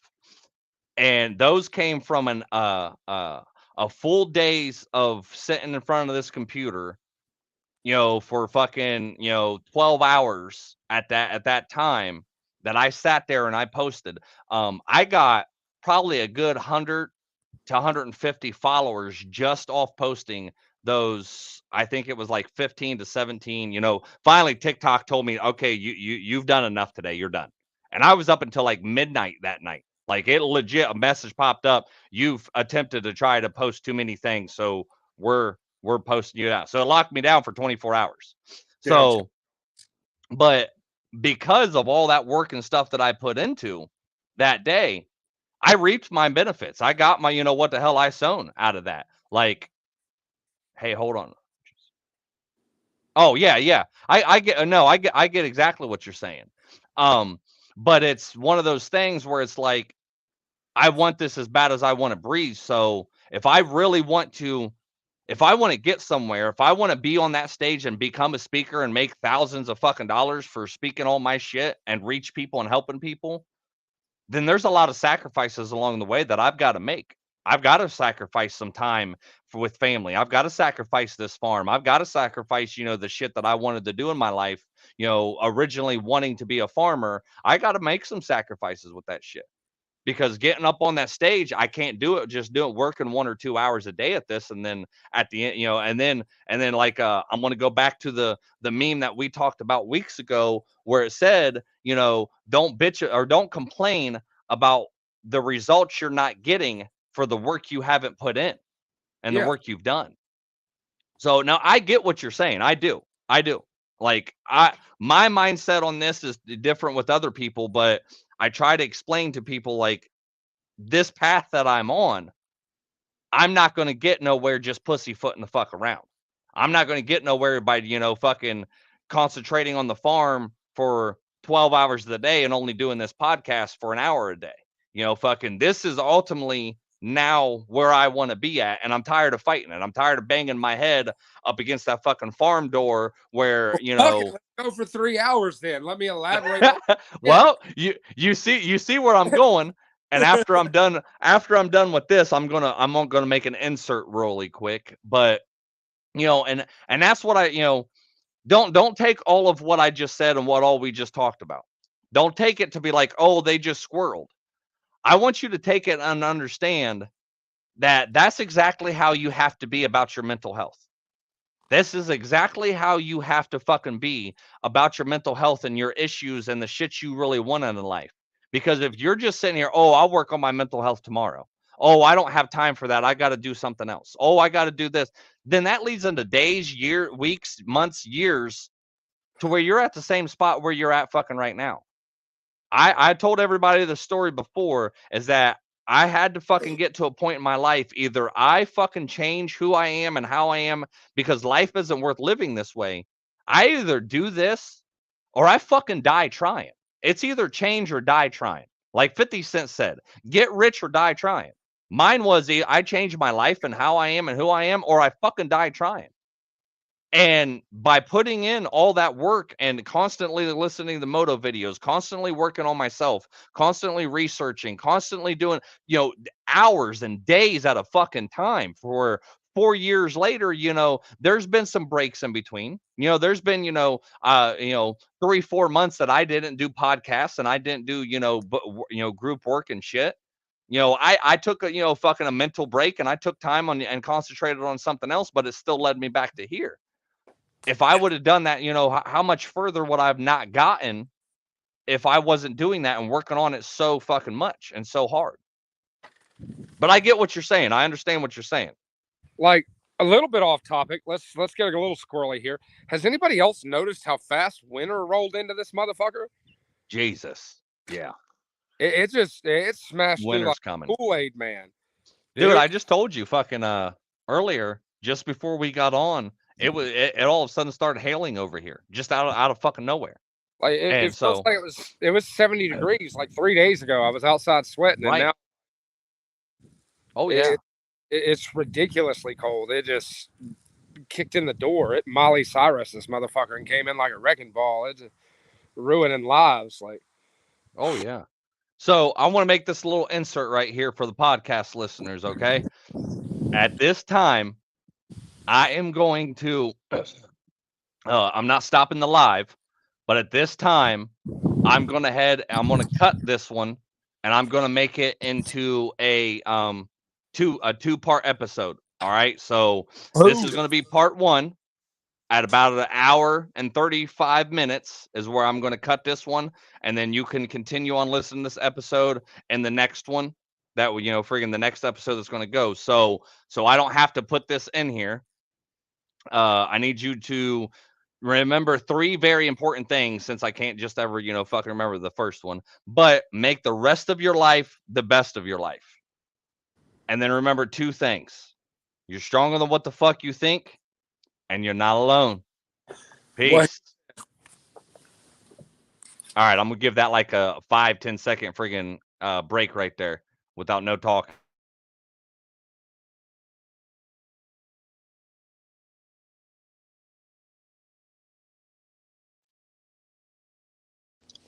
Okay, and we're back. Back to business. Okay. So I had to plug my phone up, so enjoy my ceiling. You're good. This is part 2. This is part 2 of the Circle of Influence. So for the podcast listeners, this is the second episode. We had to cut that one a little short because we're going an hour and a half. Looks like we're probably going to go another hour and a half because we're only halfway through this one. So, and I understand if people viewing, if you got better shit to do with your life, then and you can't just stay here and continuously watch.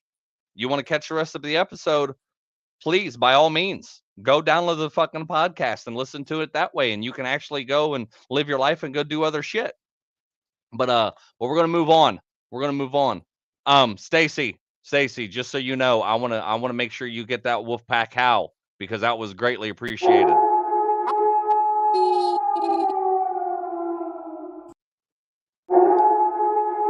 That's 2.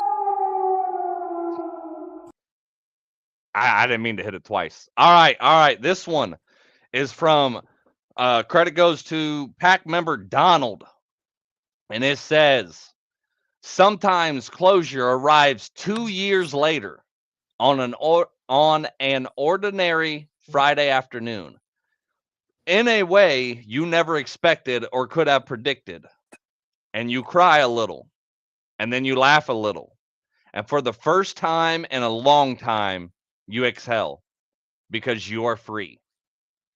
And that is by Mandy Hall or Hale, one or the other. But I believe, freaking let me yeah, I like that one. You got anything to build off that?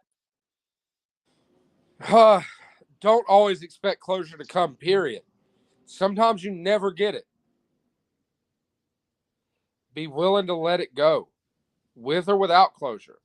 And that's closure enough sometimes. Sometimes you're never going to get the answer that you want. If you build up an expectation to always get closure, you may never get it. It might not come. You might not ever know why. But it happened. And that's closure enough. You've just got to, if you get closure, great. If you don't wait on it. I think is what it's saying. Don't rely on closure before you move on. You may never get it. It might come 2 years down the road.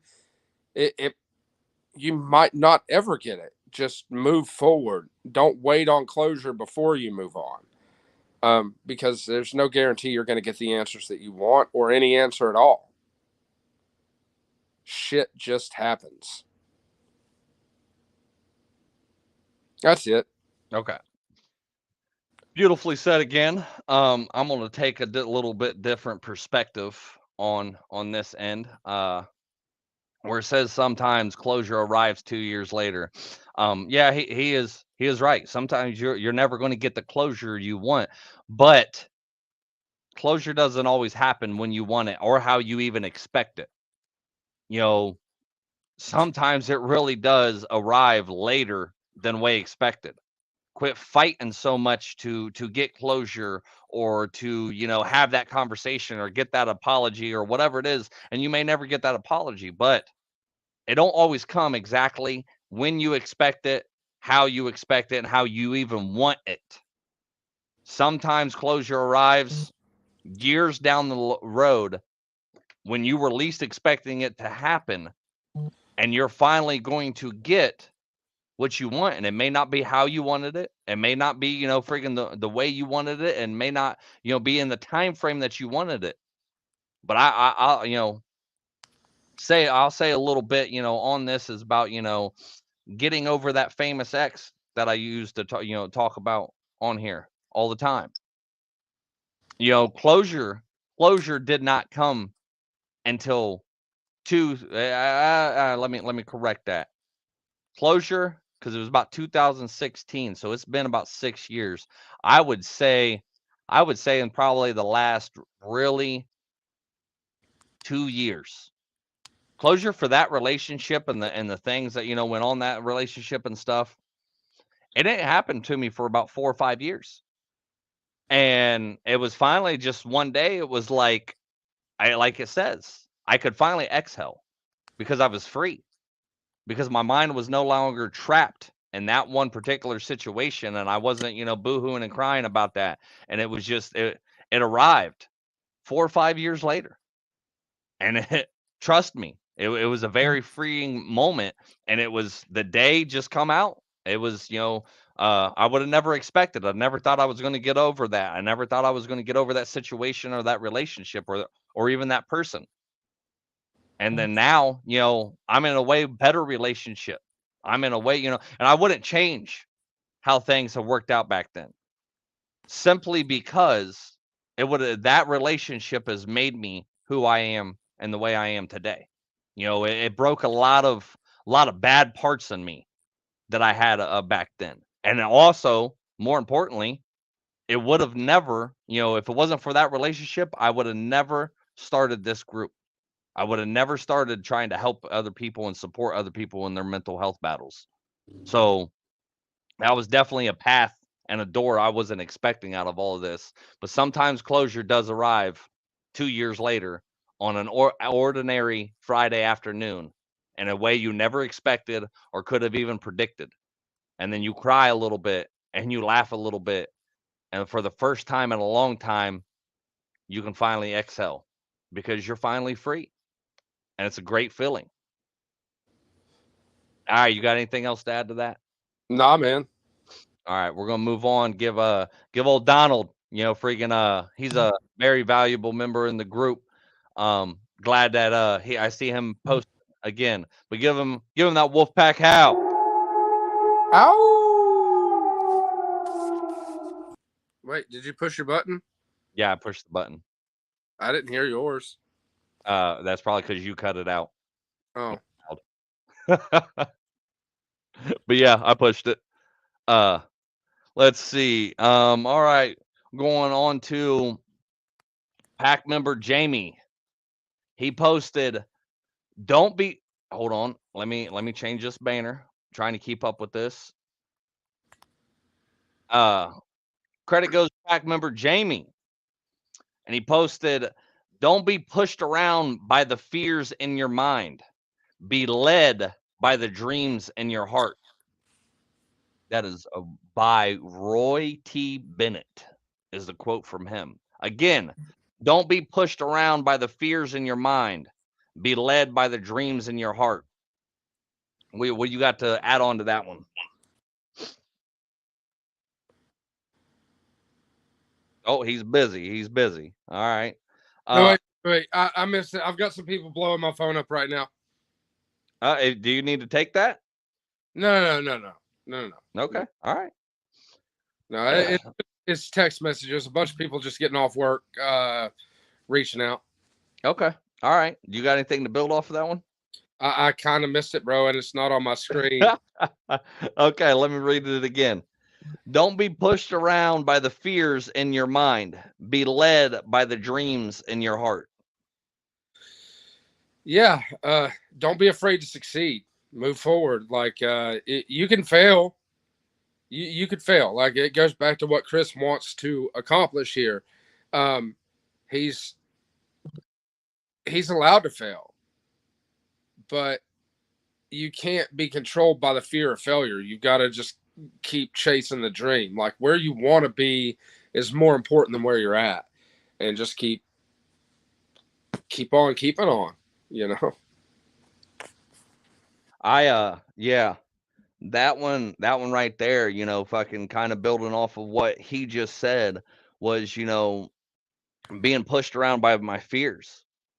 I'm gonna bring up again, there's the fear with the anxiety and the depression and what people, thought about me, and even, me coming out and saying that I was, that I have these mental health issues and all that kind of stuff. Like it was definitely a fear in my mind of what people would think.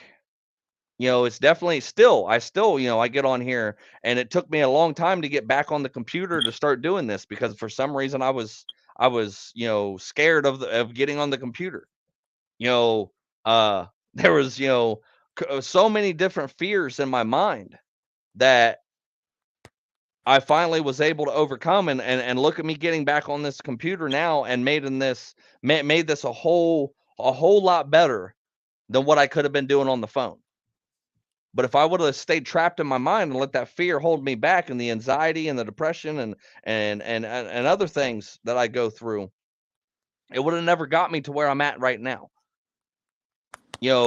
Talking about, friggin' way back in the day when I first started this, the fear of pushing that live button, that start button on live, to go live for my very first time, it took me 8 hours, 8 fucking hours to even push that button, because I was so scared and so nervous, and my anxiety was so high.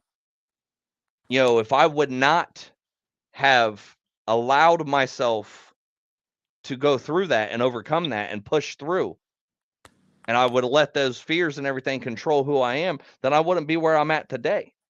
Because I honestly believe a lot of the progress that I've been able to make is because I'm on here doing exactly what I'm doing right now. Is because I'm on here constantly researching for people and listening to moto videos, and I pushed myself, and I keep pushing myself to do more and become better. And that's what I believe, because the dreams that are in my heart of what I really want to do, and the path that I'm on of helping and supporting people the way I do, that would have never, ever became alive and true, or even known to me.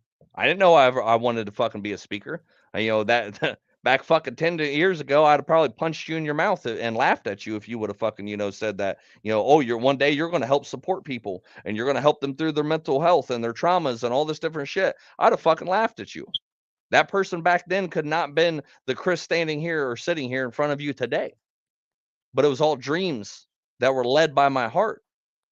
It was all the path that I was on, everything that I've been through. But if I would have let all those fears and the anxiety hold me back, I wouldn't be the person I am here today, doing what I'm here doing today. You got anything to build? But you being, it's triumph from trauma. Me and you have both talked about this. It's how you take a negative and turn it into a positive. And that's something that everybody has to get better about doing. It's you push through and make the best out of the worst. And that's what you're doing here. And you're trying to share your trauma, share your experiences to help other people going through something similar to what you were going through. It's not a pissing contest of my trauma is worse than your trauma, because any of it's bad. Like it boils down to perspective. I used to do that comparison. Like, what do you know about trauma? Like that used to be part of who I was. Because I've been through a lot of shit, and like I could look at how I went through my shit and dealt with my shit and be like, why can't everybody just fucking deal with it? And I feel bad forever being that way in the past, because it wasn't the way to be. But it's about turning trauma into triumph and using yours to help somebody else going through the same thing, even if it's not exactly the same, because nobody's going to have the exact same shared trauma, you know. Oh, That's sorry, I'm kind of off topic right now. I know. No, you're doing good. You're all right. I understand you got more important things to do than to work on your own mental health. I'm fucking with you. I understand, dude. That's why, a lot of people don't have the time like I do, and you're getting blown up. It's cool. Definitely not like a slide. I didn't mean that if that's the way it came out. Like, don't take it that way. That's yeah, I can read that with that banner up there.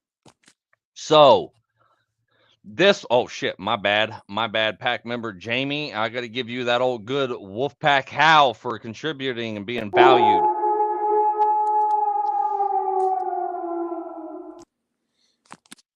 All right, moving on. Credit goes to this one to pack member Sonia, and this one here. So I posted this little segment because I basically cropped out the rest of the story. It's a big long story, and I did not want to read the entire story on here. But the meat and potatoes of what I got out of this was this little story that I'm about to read. And because Sonia actually posted the entire thing, where I had posted it before her, this little cropped out part, but she posted the entire thing. So I'm giving the credit to her for posting that whole story. And so this is the story that we're talking about. Hold on, I'm trying to take this banner off here so I can actually read. There we go. It says there was a big storm and a ton of fish, I'm sorry. There was a big storm and a ton of starfish were washed up onto the beach, stranded much further up than they could get back, and beginning to bake in the post-storm sunshine. A little girl was walking down the beach, picking up starfish and throwing them back into the sea. Some guy walks up and asks her what she's doing. It's starfish, the little girl says. Saving the starfish, the little girl says. He looks around at the huge beach and the hundreds of starfish and says, "You can't possibly save them all. I'm afraid you're not going to make much of a difference." She throws another starfish back into the ocean and replies, "It made a difference to that one." Okay, and that's how the story ends. Wow, that says it all. It really does. Like, there's not a lot to add to that. Like, people will constantly try to discourage you, whether it be from your dreams, like, Chris, who are you saving with your fucking podcast that reaches 30 people? You know what I mean? People are always going to try to fucking pull you down to their level. But all that matters is that you make a difference to one fucking person.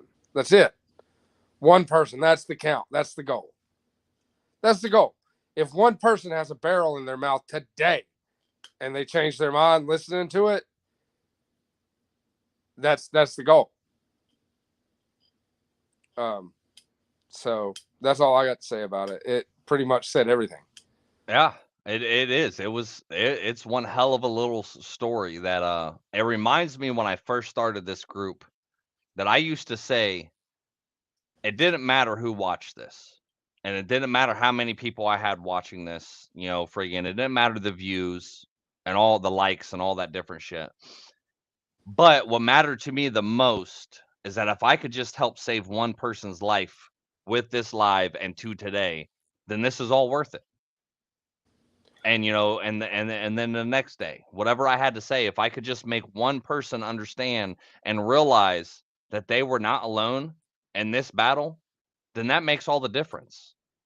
It may have not have helped 10, 15, 20, 1,000 fucking people in that moment, but if it mattered to one person, it helped one person, then it was worth it. Well, Chris, sometimes I lose. Go ahead. I want you to stop and think that what does everybody say about the internet? What do you tell your kids about the internet? The internet is forever. Once it's out there, you can't get it back. right? So the internet is forever. We're sitting here, we're having a podcast today, and we're reaching out to people that we know today. Well, this is all, we might be live, but that doesn't mean this video comes down off YouTube. It's going to be a YouTube video as long as there's a fucking YouTube. What if 10 years from now, somebody's sitting there and they're looking up fucking self-help shit and they're about to fucking, pull the toe trigger on their shotgun and they hear this fucking podcast? Like, this isn't just about today. This is about posterity too. Like, we might be helping somebody today, but this podcast, this YouTube video, this entire conversation, now that we've put it out there, it exists forever. As long as there's an internet, this video, somebody will be able to find it. Right. And, we might help somebody generations from now that just goes back and watches this whole podcast from when old people were young and shit. Yeah, and I was speaking about that the other day. Freaking again. I need you to go back and listen to about the being on your deathbed, ghosts and stuff, because that one that was the very subject that I hit about, was that maybe I don't blow up from this right now, or maybe I don't become a speaker from right now, but fucking how many artists are out there? What is that one famous one that chopped off his fucking ear? Van Gogh. Van Gogh, yeah. So he didn't become fucking famous for that one until after he was dead. People really didn't like his artwork when he was doing it. It was until after he was dead that people actually understood it and got it and started liking it. This may impact generations to come of what I'm doing now. And on the podcast, I kind of always find it ironically funny, and I get disheartened a little bit sometimes, but when I find it ironically funny, is that people will listen to past episodes that are new listeners. They'll listen to some past episodes that I made a year ago, 3 months ago, 5 months ago, that now it's catching them, and that's the message they needed to hear at that time. And this might go to where, like, this affects my kids. I want to talk about, fucking Eric Thomas. That video I had, everybody, and I talk about all the time, is where, where he says, as bad as you want to breathe, you got to want something as bad as you want to breathe. He actually made that video back in 2008, and it didn't go viral until like 2014 or 15, somewhere around there. So damn near almost fucking 7 years later, 6-7 years fucking later, is when that fucking thing blew up. And that is one of the biggest videos still to this day that people listen to. And that's one of the videos that helped change my life. And he made that. I didn't watch it back in 2008, but it made a difference to me now. It's made a difference to me in the last 5-6 years that I've been doing this. I go back to that video a lot, and it reminds me why I'm doing what I'm doing. So, you got a very good point there. But I want people to understand that, the things that you do now and the things that, you may do, it may only matter to one person. If you can make a difference in one person's life and that's it, you may not affect thousands or millions or whatever, but you can affect one person. Then it was all worth it. I'm gonna read that one again, because I want people to understand what we just said, and then the story. I want them to look at a different perspective from what they may have heard it for the first time. So there was a big storm, and a ton of starfish were washed up onto the beach, stranded much further up than they could get back, and was beginning to bake in the post-storm sunshine. A little girl was walking down the beach, picking up starfish and throwing them back into the sea, when some guy walks up and asks her what she's doing. Saving the starfish, the little girl says. The guy looks around at the beach, at the huge beach and the hundreds of starfish, and says, "You can't possibly save them all. I'm afraid you're not going to make much of a difference."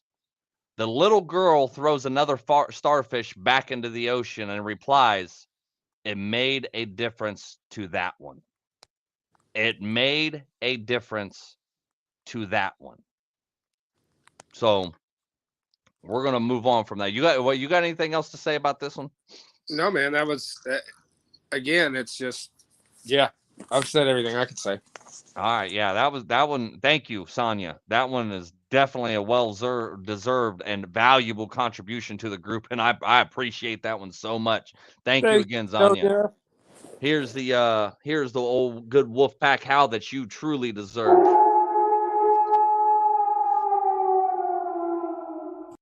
Okay. All right, moving on. We only got, oh well, no, I went 15. You know, we might have to cut it short, man. Well, I'm powering through, so I'm pushing through like this fucking thing said. So if you need to get off here, bro, I totally understand. Like Right. it's I'm getting distracted because we both are on here. I'm getting distracted. I haven't had my ADHD medicine in a while, and like we've been at this for 2 hours. So 2 hours we've been at this, and yeah, I'm just now. I understand where you're at, but I'm like, frankly, I'm a little bit exhausted, and I don't want to bail on anybody either. If my input is helping anybody, like I'm really worried. But I've got some shit going on with some friends that locally that need my help a little bit too, and that's why my screen keeps going black, is I keep going to these messages from these people back and forth, kind of talking them through some shit they've got going on, and I'm sore and I'm fucking tired, and I've got a list of excuses. Oh yeah, excuses are like assholes. Everybody has one, and they don't think they stink. Yeah. But no. If you need to jump off here, man, go ahead and jump off here. It's no big deal. Like this is taking a lot longer than it normally would because we're both doing it. And no offense to you, I may not do that like this again because this has gone a lot longer. Like you're right. This thing where you dedicate stuff to the leaders of the pack, that's different than a typical podcast. Like I don't know if this is something you're doing every day, or if some days you're just getting in and talking about whatever. Like no, leaders of the pack is as I'm going to continue doing this every day because it builds off of, I can build off of what people are actually posting and want to hear about and talk about. Now, like I said, I may start doing making this one segment, and then later on in that day, doing a whole nother episode to where I'm just talking about one subject. I haven't quite figured it out yet. Yeah, it's just really hard to comment on because all these you can deep dive into, right? Oh yeah. You could pick one and you could dive deep on it, and you could dedicate an hour to a great thing like that with one door open and another closes. You could almost dedicate a whole hour to that, and it's very hard to it's hard to limit your time when you're elaborating on these things and giving your own point of view and your own perspective on it. It's hard to limit what you're saying because we all have a point of view. But yeah, to everybody out there in Radio Land, I think that I'm gonna bail out for a little bit. If you're still on in a little while and you want to shoot me another invite and continue bullshitting, I might be back, but I got some shit that I've got to handle. Okay. Yeah, and I want to make this so this is a good opportunity to let people know, like where he just said, I could tell he's getting tired, he's exhausted, mentally drained, he's got other shit going on, all this kind of stuff. And like he said earlier, you got to take care of you. But I want to kind of, give myself a little pat on the back because not everybody understands how hard this is to do.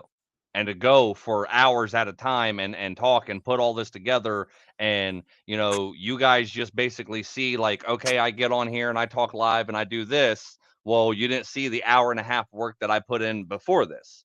You're not going to see the hour, 2 hours work that I'm breaking down TikToks and then sitting there making this into a podcast and doing all this. Like it's draining. It is mentally, physically, and especially mentally, it's exhausting.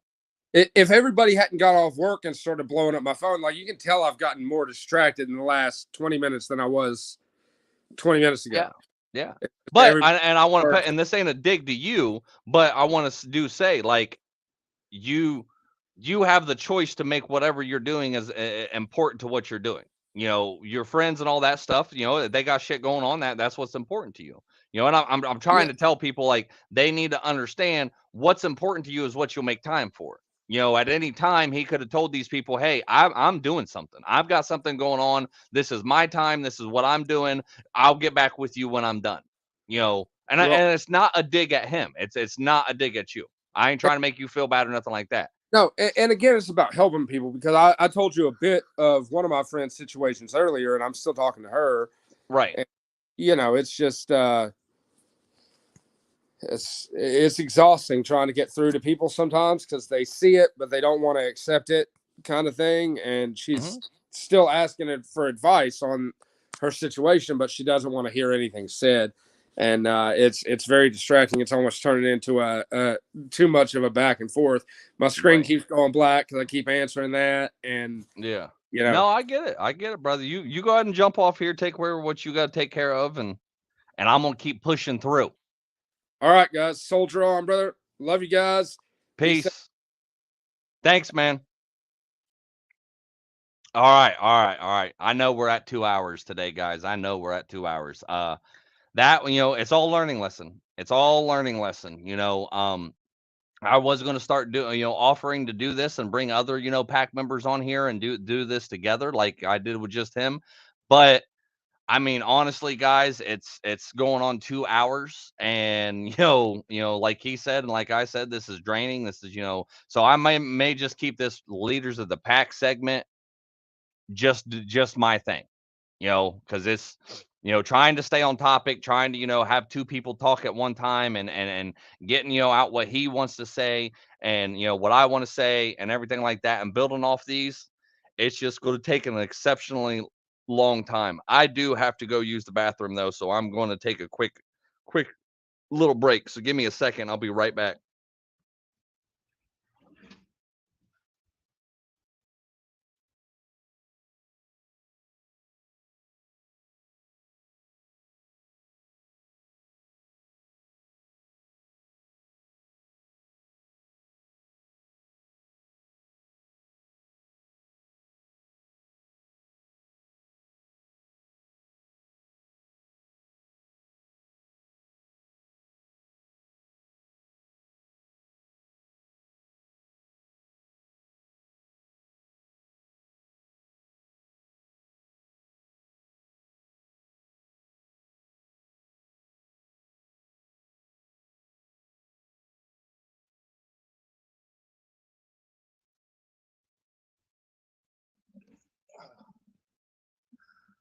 Okay, and I'm back. I'm back. Um, like I was saying, guys, like this is all learning lesson. I'm very grateful that, you know, he got on here with me.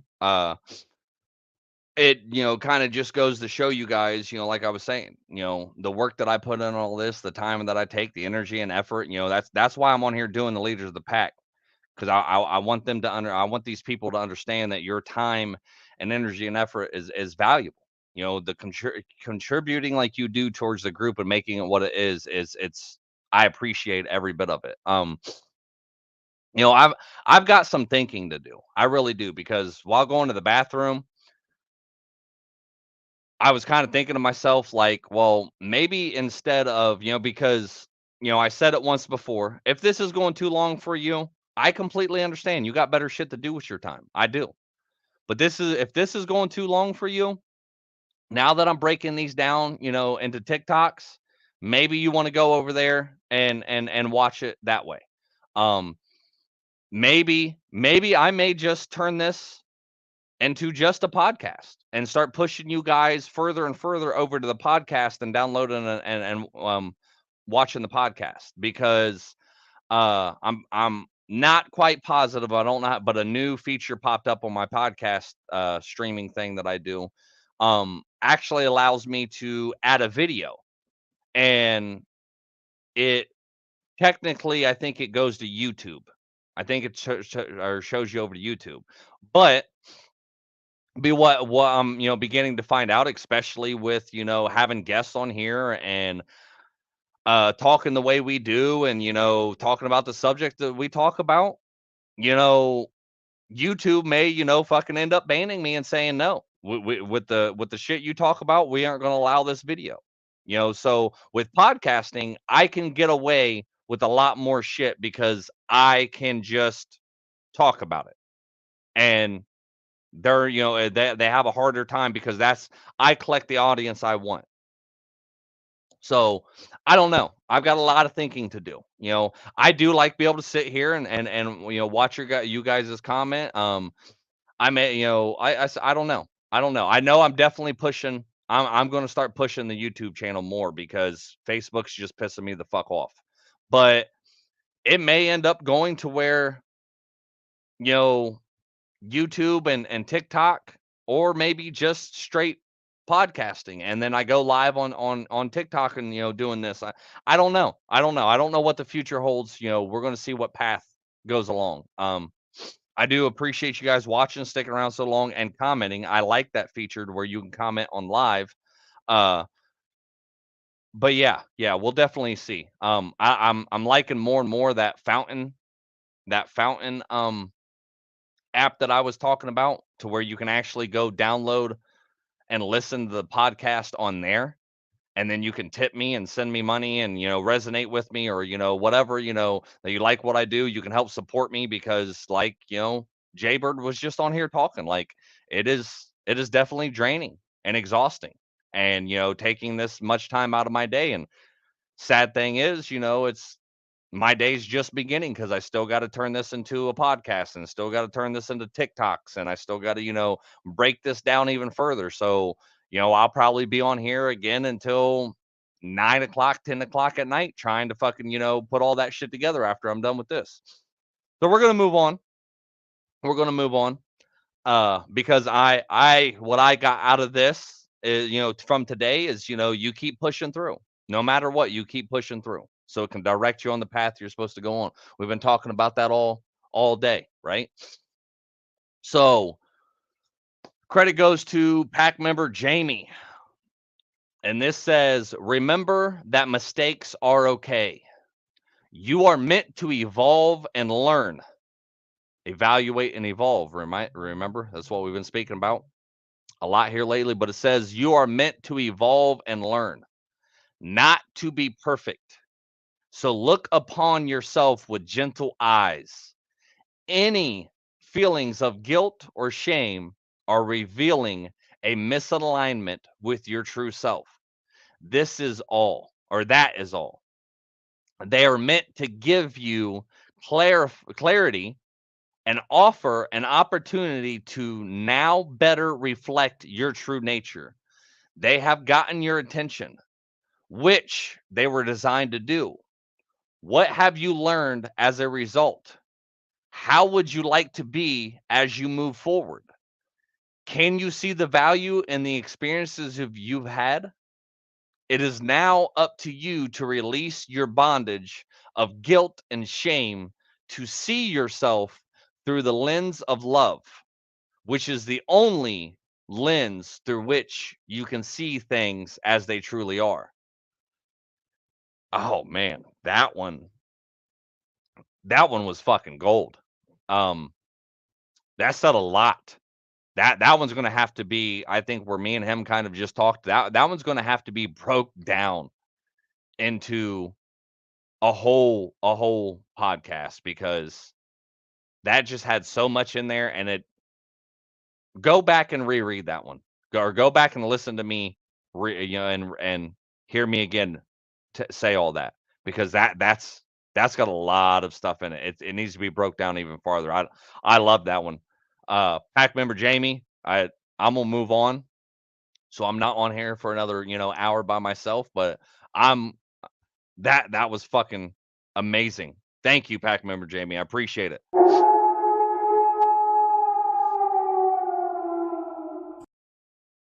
you that pack out that you deserve. Moving on. Credit goes to pack member Donald. This one says, make sure You're not the weapon formed against yourself that's causing you not to prosper. Again, make sure you are not the weapon formed against yourself that's causing you not to prosper. That one, self-sabotage. Man, self-sabotaging to where you can't get to where you want to be in life. You know, sometimes, what's the I gotta go look this up. What's the it's a prayer, again, keep what okay, all right. So I'm starting to get mentally tired on this one. All right, it's exhausting me. Uh Basically saying it where it's make sure you're not stepping on your own toes. Make sure you're not, you're not keeping yourself from doing what you really want to do. Holding yourself back with these mental health issues that you have. Standing in your own way. Maybe the door is right in front of you. It's unlocked. It's not open, but you're pushing on a pull door, or you're pulling on an open door. You keep trying to close that door when that door should actually be opened for you. You hear me talk about, all the time, I just want to be a farmer and I want to do this. And I just tried for the last 3 months during the summer and spring where I was just concentrating on my farming. And then shit happens and I closed this door to me about doing this. And I was the own weapon that was formed against myself from keeping me from getting it more into my speaking career and doing this and building this even better. So make sure you're not the weapon formed against yourself that's causing you not to prosper. Standing in your own way. Being, stepping on your own toes. Quit self-sabotaging. Donald, I greatly appreciate that one. That one I may have to do when I'm not so mentally exhausted myself right now. I may have to go back and give that one more credit where credit's due. But appreciate you. So, pack member Rooster, y'all know him. That's me. Heal because you have a child who doesn't deserve the broken version of you. Man, I talked about this before, and this one I'm going to try to go strong on this one because how many times have I spoke so far and told you you need to understand the trauma and these mental health issues and all this shit you've been through, that they can be passed down to your kids, right? You think your kid's not paying attention. You think your kid doesn't understand that, you suffer and battle with these mental health issues like anxiety and depression. You don't think your kid doesn't see you going through this on a daily basis. You don't think that, your kid doesn't sit back and watch you get used and abused and you going through girlfriend after girlfriend or boyfriend after boyfriend or, having all these sexual relationships with all these different people. You don't think you see all that? The kids don't see all that. You don't think that, friggin' that if you yourself, where your kid's looking at you as one of the best people in their world and one of the strongest people in your world, that when they don't grow up and that it's not implanted in their head already that you can't understand why they can't get over their own anxiety and their depressions or get out of that abusive relationship because they were a product of their environment, right? You don't understand that if that they're looking at you and they're like, well, if my dad, couldn't get out of this addiction or out of this relationship or whatever it is they're going through, if they can't do it, then it's fucking impossible for me to do it because my mom and my dad are one of the strongest people I know. You know, they were grown up, they were big, they were tall, they were like fucking giants compared to me when I was a kid. So you need to start understanding that you need to heal a lot of this. You need to evolve. You need to evaluate and evolve. Turn your trauma into triumph. You need to turn your story into glory. You need to break the bonds from the past that are holding you back to get to where you at in your future, because this is breaking generational curses. This is breaking down a lot of shit that, if you work on yourself and you heal yourself through a lot of shit, then maybe your children can get the best version of you so they can have the best life. Everybody talks about that. Everybody says that. I want to give my kid, the life that I never got to have. And I want to give my kid, the best life that they can have, the best childhood. And, I want to do all of this for my kid. But yet they don't want to work on themselves. But yet they don't want to heal from their past trauma. But yet they don't want to, heal and fix a lot of bad shit about them and their habits. Your kid's sitting there watching you gorge yourself on fucking candy and pop and fucking, bad food and all this shit, and you're obese and you're fucking sitting here basically almost a diabetic, fucking on the verge of death. But you don't want to work on none of that shit, so your kid can fucking sit here and see you for the great and amazing person you are, because you're still stuck in your trauma. You don't want to understand that, your kid's sitting there watching you go through in a mentally and physically abusive ass relationship, that when they grow up, they're going to either be an abuser themselves, physically or mentally, or they're going to find a relationship that they are abused physically and mentally because they watched you go through it. Man or woman. This isn't, fucking something that, you could say, oh, well, women go through this. But no, men are mentally and physically abused too. But that child that watched you, when they grow up and they get older and they're like, yeah, my parents went through this. So, this must be what love is. My parent was an alcoholic, and that's how they, and an addict, and that's how they, got through and coped with their shit. So that must be how you go through life. My dad's an alcoholic, so I'm an alcoholic. My mother was an addict, so I'm an addict. All these traumas and all this tragedy that you go through, if you don't heal them, then how do you expect to give the best version of yourself to your child? Because isn't that what they want? You say it all the fucking time. You say it all the motherfucking time, where you sit here and say, I want to give my kid the best life that I never had, the best childhood. But yet you're not willing to work on your weight so you can survive longer than a couple years, to watch your kid graduate, to watch your kid get a diploma, to watch your kid, fucking go off to college, to watch your kid go and start a life of their own and have kids of their own and get married and walk them down the aisle or whatever it is. You don't want to kick that habit. And yes, I will. I don't know if other people will agree with me on it, but sitting there and using food for comfort, that's just as addicting as drugs and everything else, because look what you're doing to your life.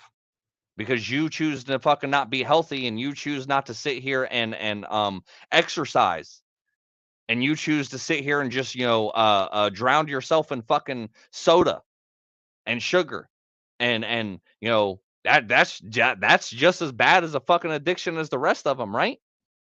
Because you're just destroying yourself. You're just fucking your life up. And for the people who are going to sit here and say, like, oh, well, that's not as bad. I ain't never sucked no dick for food, or I ain't never, gave my body away for fucking food, or, the withdrawals and this and that. that may not be as bad to you. Maybe they never had to fucking do that, right? But is their trauma different from your trauma? Is your shit that you're going through any different from what they're going through? You're both hurting your own life and the people around you. You're both fucking up your own life. You're both destroying your fucking body because where one is overweight and can't get up and walk, or one, fucking might die in a few years because of their health issues because they're so overweight.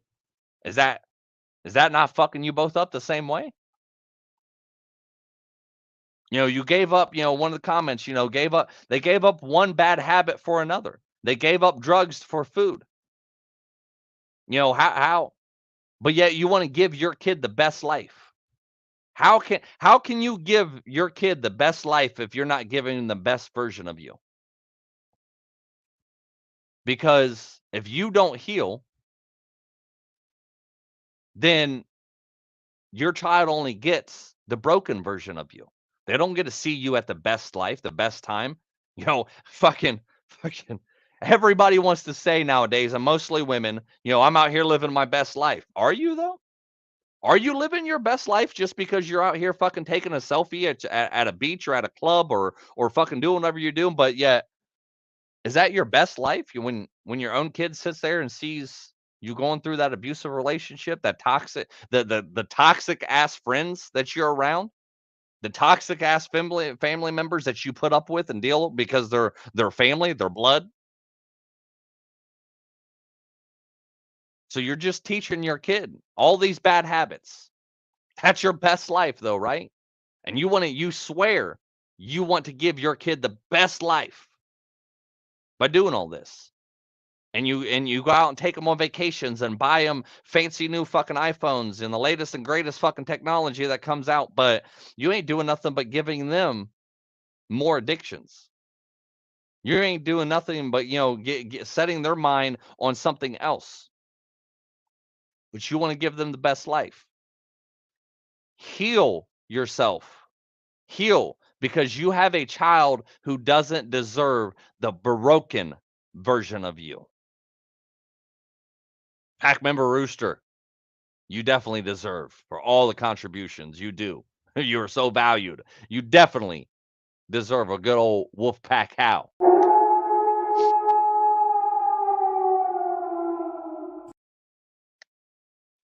All right, moving on. This is credit goes to Pack member Michelle for this one, and this is my mama. This is my mama right here. She posted this on her personal page, and I stole it, and I told her, I said, I'm using this for the group. So sometimes you need to make choices that break your heart, but heal your soul.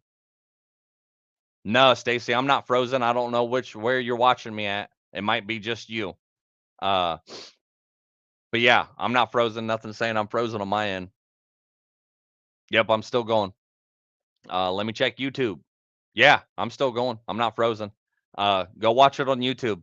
Telling you, I'm about done with one of these. I'm about done with this fucking Facebook shit because I'm gonna start pushing YouTube. But anyways, Pack member Michelle, or AKA Rooster's mama. So it says, sometimes you need to make choices that break your heart, but heal your soul. Man, no, you're fine, Stacy. You're fine. People need to understand this so much that the hard choices. Nothing in life that's worth it comes easy. Nothing. It's the hard decisions and the hard choices that you have to make that totally destroy you and break your fucking own heart. That if you was able to make these, you could heal your own soul. And this goes back into the one we were just talking about. The other one, healing yourself, making those hard choices, getting out of those relationships you shouldn't be out. Fucking stop having, fucking a situationship, a new situationship every different person in your fucking bed every 3 months, and having those people around your children. I don't know how to put it any better, that sometimes you need to make choices that break your heart but heal your soul.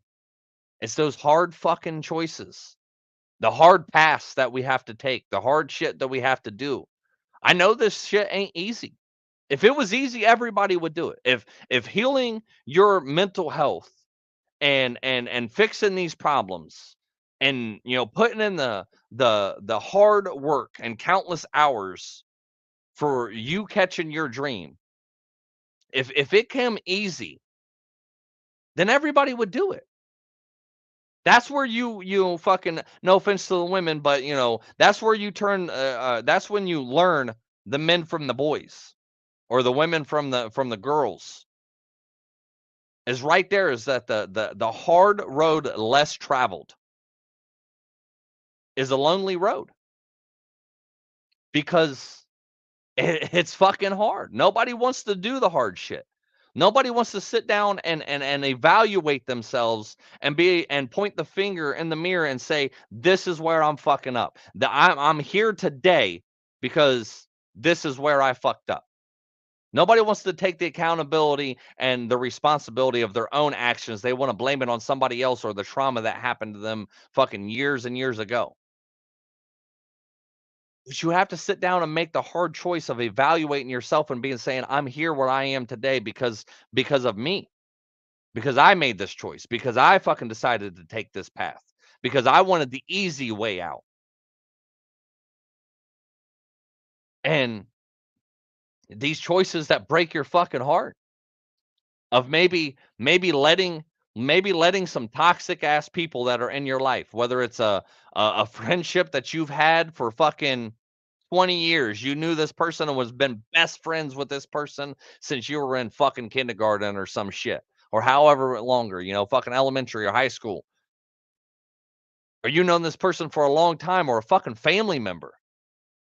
It'd break your fucking heart to lose that person. It would fucking break your heart, for you to have to move on. But yet, hold on real quick. Is somebody knocking? Sorry, I thought somebody was at the door. Hold on real quick.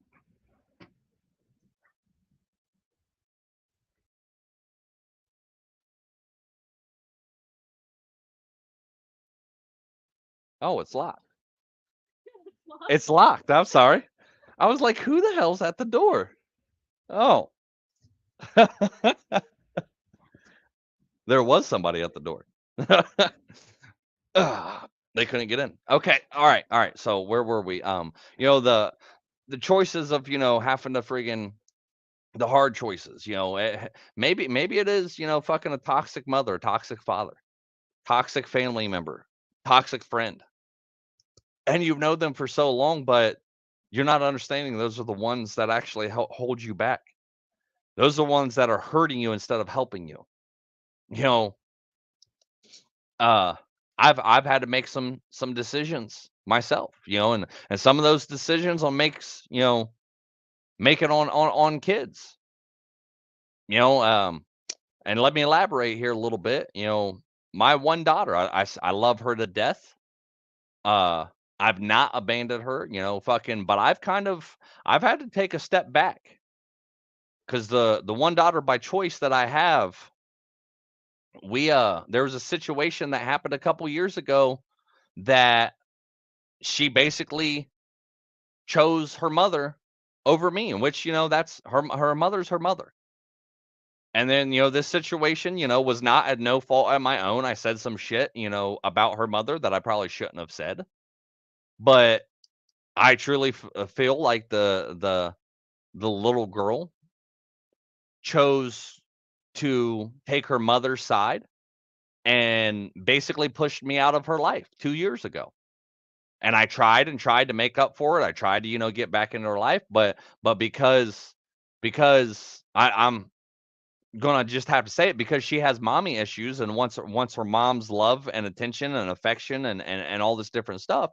Because she has all this, she basically pushed the man in her life that has raised her and treated her like she was my own, for 13 years because she's 15 now. So when she was 2,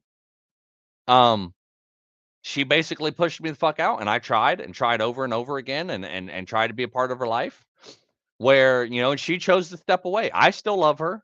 I still, fucking, count her as my daughter, but I've noticed something in the last year that she only contacts me or only comes around when she wants something.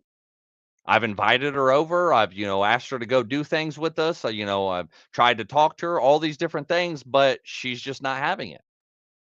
And it's broken my heart to finally, for the last probably couple months to where I've said, you know what? I'm no longer allow you going to do this. The only time I ever hear from you is when you want a ride to go to work or you want something. If that's all the value that I have in your life, then I'm taking it away because you don't understand that you're not only hurting me because I don't get to see you, and because I think of you as my daughter, that friggin' you're hurting me, and you're also hurting the other kids that you're their sister. But regardless of blood, you're their sister. So, you not coming around, not having nothing to do with them hurts them too.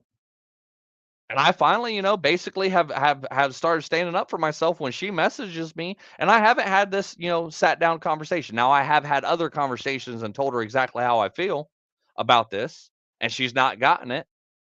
But she keeps messaging, "Oh, well, can you give me a ride to work tonight?" Nope, sorry, I'm busy. I've got other kids I have to run around. I have other things I have to do. You only message me when you need this particular thing from me, and I'm not doing it. That is something that breaks my heart every time. And then, every time she messages me and I'm just like, "Oh, I want to give in." And I'm just like, "No, I fucking can't. I can't, fucking, give in because I can't allow even a child to continue using me like this. I can't do this. Somebody that I love with all my heart, even though she's not my blood. She's my child by choice, not by blood. Taken care of her for 13 years. Have been, when her father was never around and didn't want nothing to do with her, I was that person in her life. But at some certain point, I had to make a choice that breaks my own heart every time and say, no, this is my boundary. You want to be in my life, then you have to be in my life for something other than for rides or money or whatever else it is. I have to draw this line. So again, the meme says, and it's not an easy choice. It is really not an easy fucking choice, guys. I know I portray myself to, be this badass, tough fucking guy that, I just, I'm hard fucking core and this and that. But hey, I have a heart too.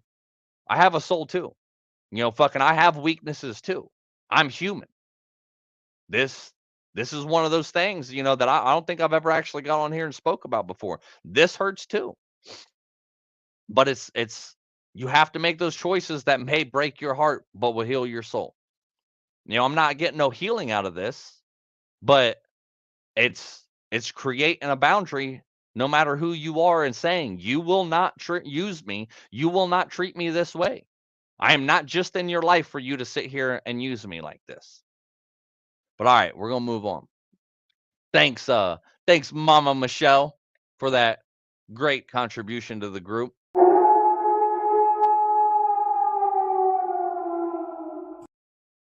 You get that old Wolfpack howl and deserve it because you're a mama for having to put up with a crazy fucking kid like me all these years. Another one from Wolf or for pack member Rooster says, "You're not going to master the rest of your life in one day. Just relax, master the day, then just keep going or just keep doing that every day." That one pretty much, speaks a lot for itself. Fucking, you got to stop mastering your entire life in one day. It's not going to happen. You're not, going to be able to get over your traumas and heal yourself in one day. It's taken me 5 long fucking heartbreaking fucking blood, sweat, and tears, 5 long years to get to, where I'm at today. And I know it's not over. I can't change overnight. I would never be able to do this in one day, and I'm not going to be able to get where I'm at or want to be at. I'm never going to be able to, fucking be a high-paid speaker unless I put in all the fucking work.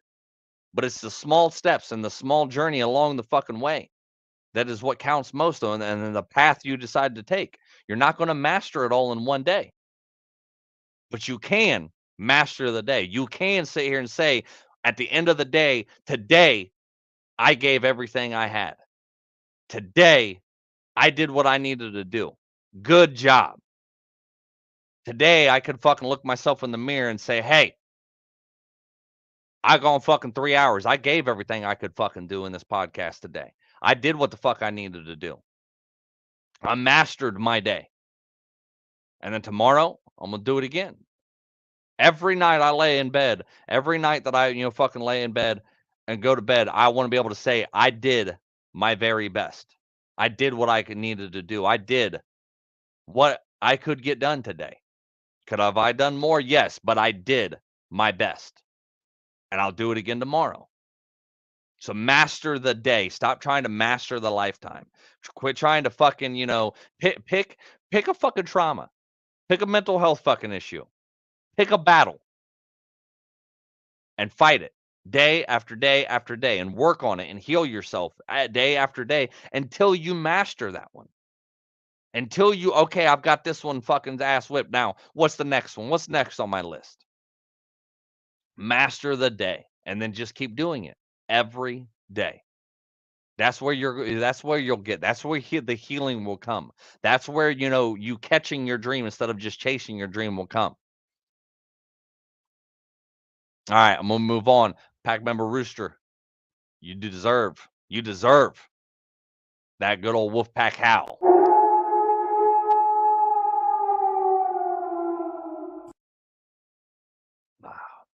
All right. Is this the last one? This one's the last one. Fuck. Finally, the topic of the day, and I don't even know if I can give this one my all. Like, I'm about talked out, guys. I'm about talked out. Fucking 3 hours on live yesterday with fucking 3 Marines and 1 mic. And then I think I went about an hour and a half, almost 2 hours fucking by myself. So like it's definitely catching. And then today, like, doing it with Jaybird, man, it's catching up with me. So, but I'm gonna keep pushing through. That's what we've been talking about all day. This credit goes to PAC member Jamie. For the podcast listeners, I'm gonna have to explain this to you. It's not just a meme, but it's it's called. I know what this is, and it's not in the meme, but I know exactly what the hell this is, and it's called the Circle of Influence. And basically, it has a circle, and in that circle is the things that are in my control. So naturally, the things outside of that circle, around that circle, are the things that are out of my control. So you have out of my control and you have in my control. Circle of influence. This is also, something that you need to understand, that the 5 people that you hang around the most, or that are in your life, your inner circle, are the ones that determine how your life is going to go. So if they're broke, guess who's going to be the 6th broke motherfucker? If they just sit there and they concentrate on their trauma and whine and piss and cry on their fucking trauma and complain about it and boo-hoo story and this and fucking that about their trauma, guess who's going to do the same thing?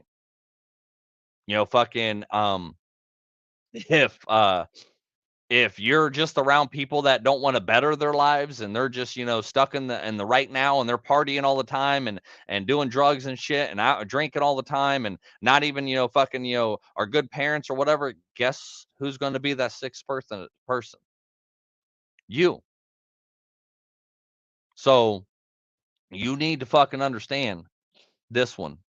And this one is probably another one where I need to go into a more depth, and when I have the energy and the time to be able to go into a more depth fucking episode and make this one just one segment.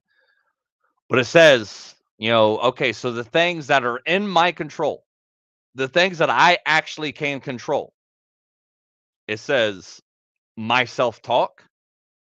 This is inside your circle, the circle of influence. Inside your circle is my self-talk, my energy, my words, who I follow on social media, my self-care, my response, my boundaries, what I consume. And it's not just talking about food. It's talking about mentally shit too. You know, fucking the music that you consume, the shit on Netflix and social media, the stuff you watch, the stuff you read, whatever you consume. My attitude, my work on myself. Those are the things that you can control. Those are the things that you can work on and change. Those are the things that should be the most important to you in your life, especially my self-talk and the things you consume. The things that are out of my control, the things that I do not control, that are outside influences on me, are the past. You can't control your past. The future, can't control your future. Algorithms, basically like on social media and that kind of stuff. The media, other people's beliefs and behaviors, and other people's opinion of me. You cannot control how somebody else sees you. And I'm going off script now, friggin' the meme's done. But those are the out of control things. You can't control how somebody else sees you. You can't control the opinion of others. You can be a great person and somebody just thinks you're a fucking bitch. You can be, fucking a warm-hearted, giving person, and somebody can just sit there and say, that bitch is selfish. You can't control how somebody acts and how they love and what they do and this and that. You can't control that shit. You can't, control and change somebody's mind, on their own belief system, whatever they believe, not just religious wise, but, politics, what's the best sport team and, fucking, the things that matter, fucking, you can't make somebody else believe that they fucking, need to work on themselves and get rid of others that don't, fucking, that are toxic in their life. You can't control the past. You cannot control the past. If you could control the past, then you wouldn't be in the situation you are right now. You can't control what other people did to you or whatever kind of trauma you've been through. You can't control that past. It's there. It's just said. It's done. You can't control the future.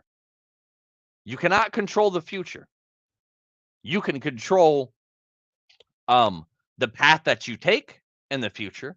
You control the right here, the right now to help build your future. But whatever happens tomorrow happens tomorrow. You can't control what happens tomorrow because you have no fucking clue what's going to happen tomorrow. It all depends on the choices you make today or what tomorrow is going to come. And even when tomorrow comes and the choices you made from yesterday turns into today, you don't know exactly what the fuck, tomorrow brings. Something else can fucking happen that just throws it all off. So, an outside influence can throw it all the fuck off. That's out of your control. The future tomorrow is out of your control. You only control today. You control back to again and in my control. You control your own self-talk. How you talk about yourself. If you talk about fucking negative shit all the time, then guess what the fuck you're going to get? Guess what your mind's going to concentrate on? Guess what you're going to think about? Negative. That's it. That's all you're going to fucking talk about. That's all you're going to think about. And then what's that going to bring into your life? Negative shit. That's it. Your energy. If you don't do nothing to gain more energy, if you don't eat right, if you don't sleep right, if you don't exercise, if you don't do fucking, all this different shit to gain more energy, or if you put your energy into something else, such as in like binge watching, fucking the latest Netflix documentary, fucking scroll around on Facebook, watching TikTok, dumbass TikToks. If all this energy that you put into other stuff, if it's not helping further better your fucking life, if it's not helping your mental illnesses, if it's not getting you to where you're actually trying to work towards your goals, that's the energy it's talking about. Where you put your energy is where fucking you're going to end up in. So if you're doing all this negative shit and not concentrating on positive shit, or fucking on here on a podcast for 3 fucking hours, where's your energy going? Your words, the words that come out of your mouth, the words that are in your brain, you control that shit. You do. And when thoughts and stuff pop into your head that's not your own, and the thoughts, and opinions of others and stuff that, things that happen to you,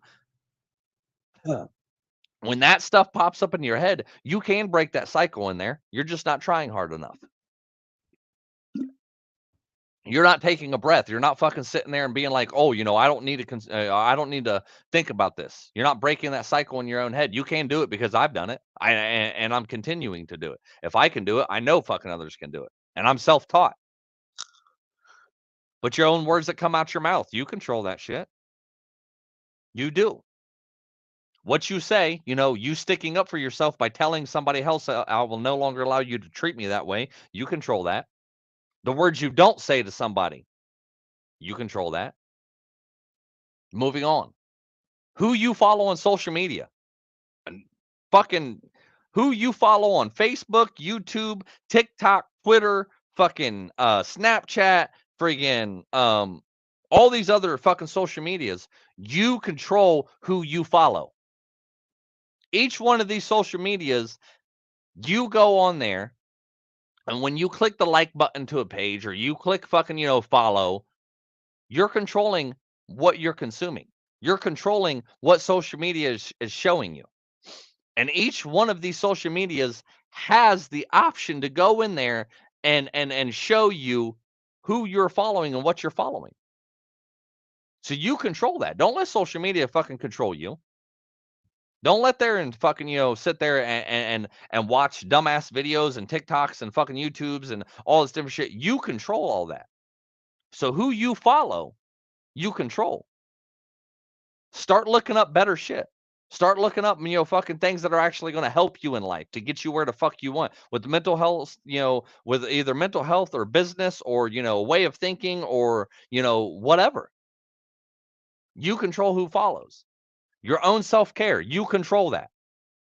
It's called self-care for a reason, because you're taking care of yourself. You control how you take care of yourself. Are you taking, on a negative aspect, we're going to go back to the food and everything. Are you eating fucking junk ass food? Are you not exercising?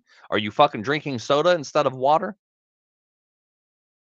You control your own self-care and the habits of self-care. Draining yourself, exhausting yourself, fucking, putting it into things that, not refilling your cup, not taking walks, back in nature. I'm speaking for myself, doing all these different things. You control your own self-care. Your response to different actions, to different people, to different things that pop in your life. You control those. How you choose to respond to a situation, and how you choose to respond to maybe somebody does something, that is what you control. You can choose to not respond to somebody that's maybe mean to you. You can choose to respond to somebody that doesn't, fucking value you. What you consume. Kind of already went over that. What you consume with social media, television, radio, podcast, fucking not just eating. What you consume. You control that. Your attitude. Your fucking attitude. You control that. When you wake up in a bad mood, you control whether you stay in that bad mood all day. I don't give a fuck what anybody says. You control that, because then if you fucking start thinking more positively, you're grateful for for the things that are actually in your life. You control that. If you let something piss you off all day, and then you fucking sit there after 5 minutes, go on about your entire day of not talking, being a bitch, and fucking being an asshole, and letting this whole one little incident fuck you up, you control that. your attitude of whatever it is. And you can look at it in a more positive way. If you know, you control your attitude of how you react to certain things. And especially the last one, working on yourself. The work on yourself.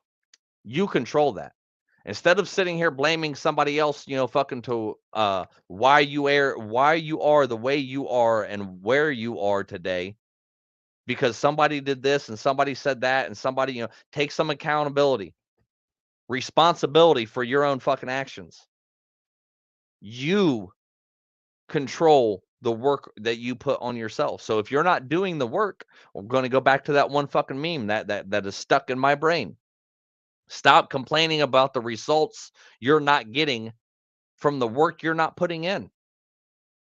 If you don't like suffering through anxiety and depression and all this other different shit, if you don't like dealing with that, then start working on yourself more to get out of these mental illnesses. Not saying that, you know, that you could be 100% cured, but you can become like me, become a hell of a lot better than you fucking was, and you can control them a lot easier than I used to be able to. Working on yourself, exercising, eating right, you know, fucking consuming better things, all working on yourself. You control what you get out of life. Plain and simple. You can't control what others do to you. You can't control all this other shit. You can't control the opinions and how people treat you, but you can control the work on yourself. You can control all of these different things. Stop letting somebody else fucking control your life because they're not living it. They're not in charge of your life. Stop giving somebody else power and control over you and fucking actually get out there and start living your own life. So with that, 2 hours, 56 minutes. I hope you all have a fantastic rest of your day. I'm definitely going to go and recharge a little bit. I may even need to fucking take a nap right now. I need to eat something. Fucking haven't eaten all fucking day. Well, I know, I'm sorry. My girlfriend did make sure she took good care of me and made sure I got some chicken nuggets earlier. Love and appreciate her for that, because that would have been the only thing I've eaten today. Fucking, it's been a long day, guys. Long day. I appreciate, you know, the ones that stuck around for this whole fucking time. I really do. Thank you. You're a fucking trooper. Like, you really are. But that was going, you know, into, you know, I could have quit earlier. I could have quit earlier when Jaybird got off, but I pushed the fuck through. I wanted to make sure I got all these done. And I know, like, you know, I wasn't able to, on some of them, to give the energy that I had in the beginning and like I usually have, but hey, you know, shit happens. Learned a valuable lesson today. You know, fucking, I think it, you know, went pretty good. You know, even though it took 3 hours today, I think it went pretty fucking good. I valued his opinions, and I was wondering if your mouth was getting tired. Yeah, it is. My mouth is dry. My jaw fucking hurts. Like, you know, for the last couple days, you know, fucking doing as much and going as long as I have. Like, yeah, I can feel it. My mouth is real fucking tired. I know you're just joking, Stacey, but it is. But I hope y'all appreciate the work and energy and effort that I put in all this. I hope we, you know, help change lives today. I hope that, you know, you don't just sit back and just, you know, fucking just consume this and not actually do something with it. I hope you take these tips and these tricks. Like I said, I'm probably going to go take a nap. So podcast listeners, I apologize, but you're going to get yours a little bit later today. But go look for some of these things on TikTok. Yes, thank you, Stacy. I see that you've been here the whole time. I appreciate you, Stacy. Thank you for hanging in there. Thank you. But go look at these, for some of these broken down more on TikTok. Go, you know, sit there. I'll have to go back and reread your comments, Stacy. But go back and go to TikTok. Follow me on TikTok, because I'm gonna break these down so it's easier to consume and actually be on there. You motivated me to get 2 rooms clean. Great. Glad I motivated somebody today. But go and listen to these on TikTok, and so you can get, smaller segments and consume them a lot better than having to sit there for 3 hours. Because trust me and believe, even I'm sitting here saying that this was fucking ridiculous today. 3 hours is too long. I can't keep doing this. All right, guys, I'm gonna get off here. Take all this content that you got today, take these fucking advice and these tips, take it all, and make the rest of your life the best of your life. And always remember 2 things. You're stronger than what the fuck you think, and you're not alone. Peace.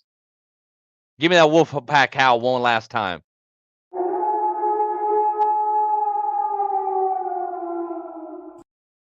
Have a great night, guys.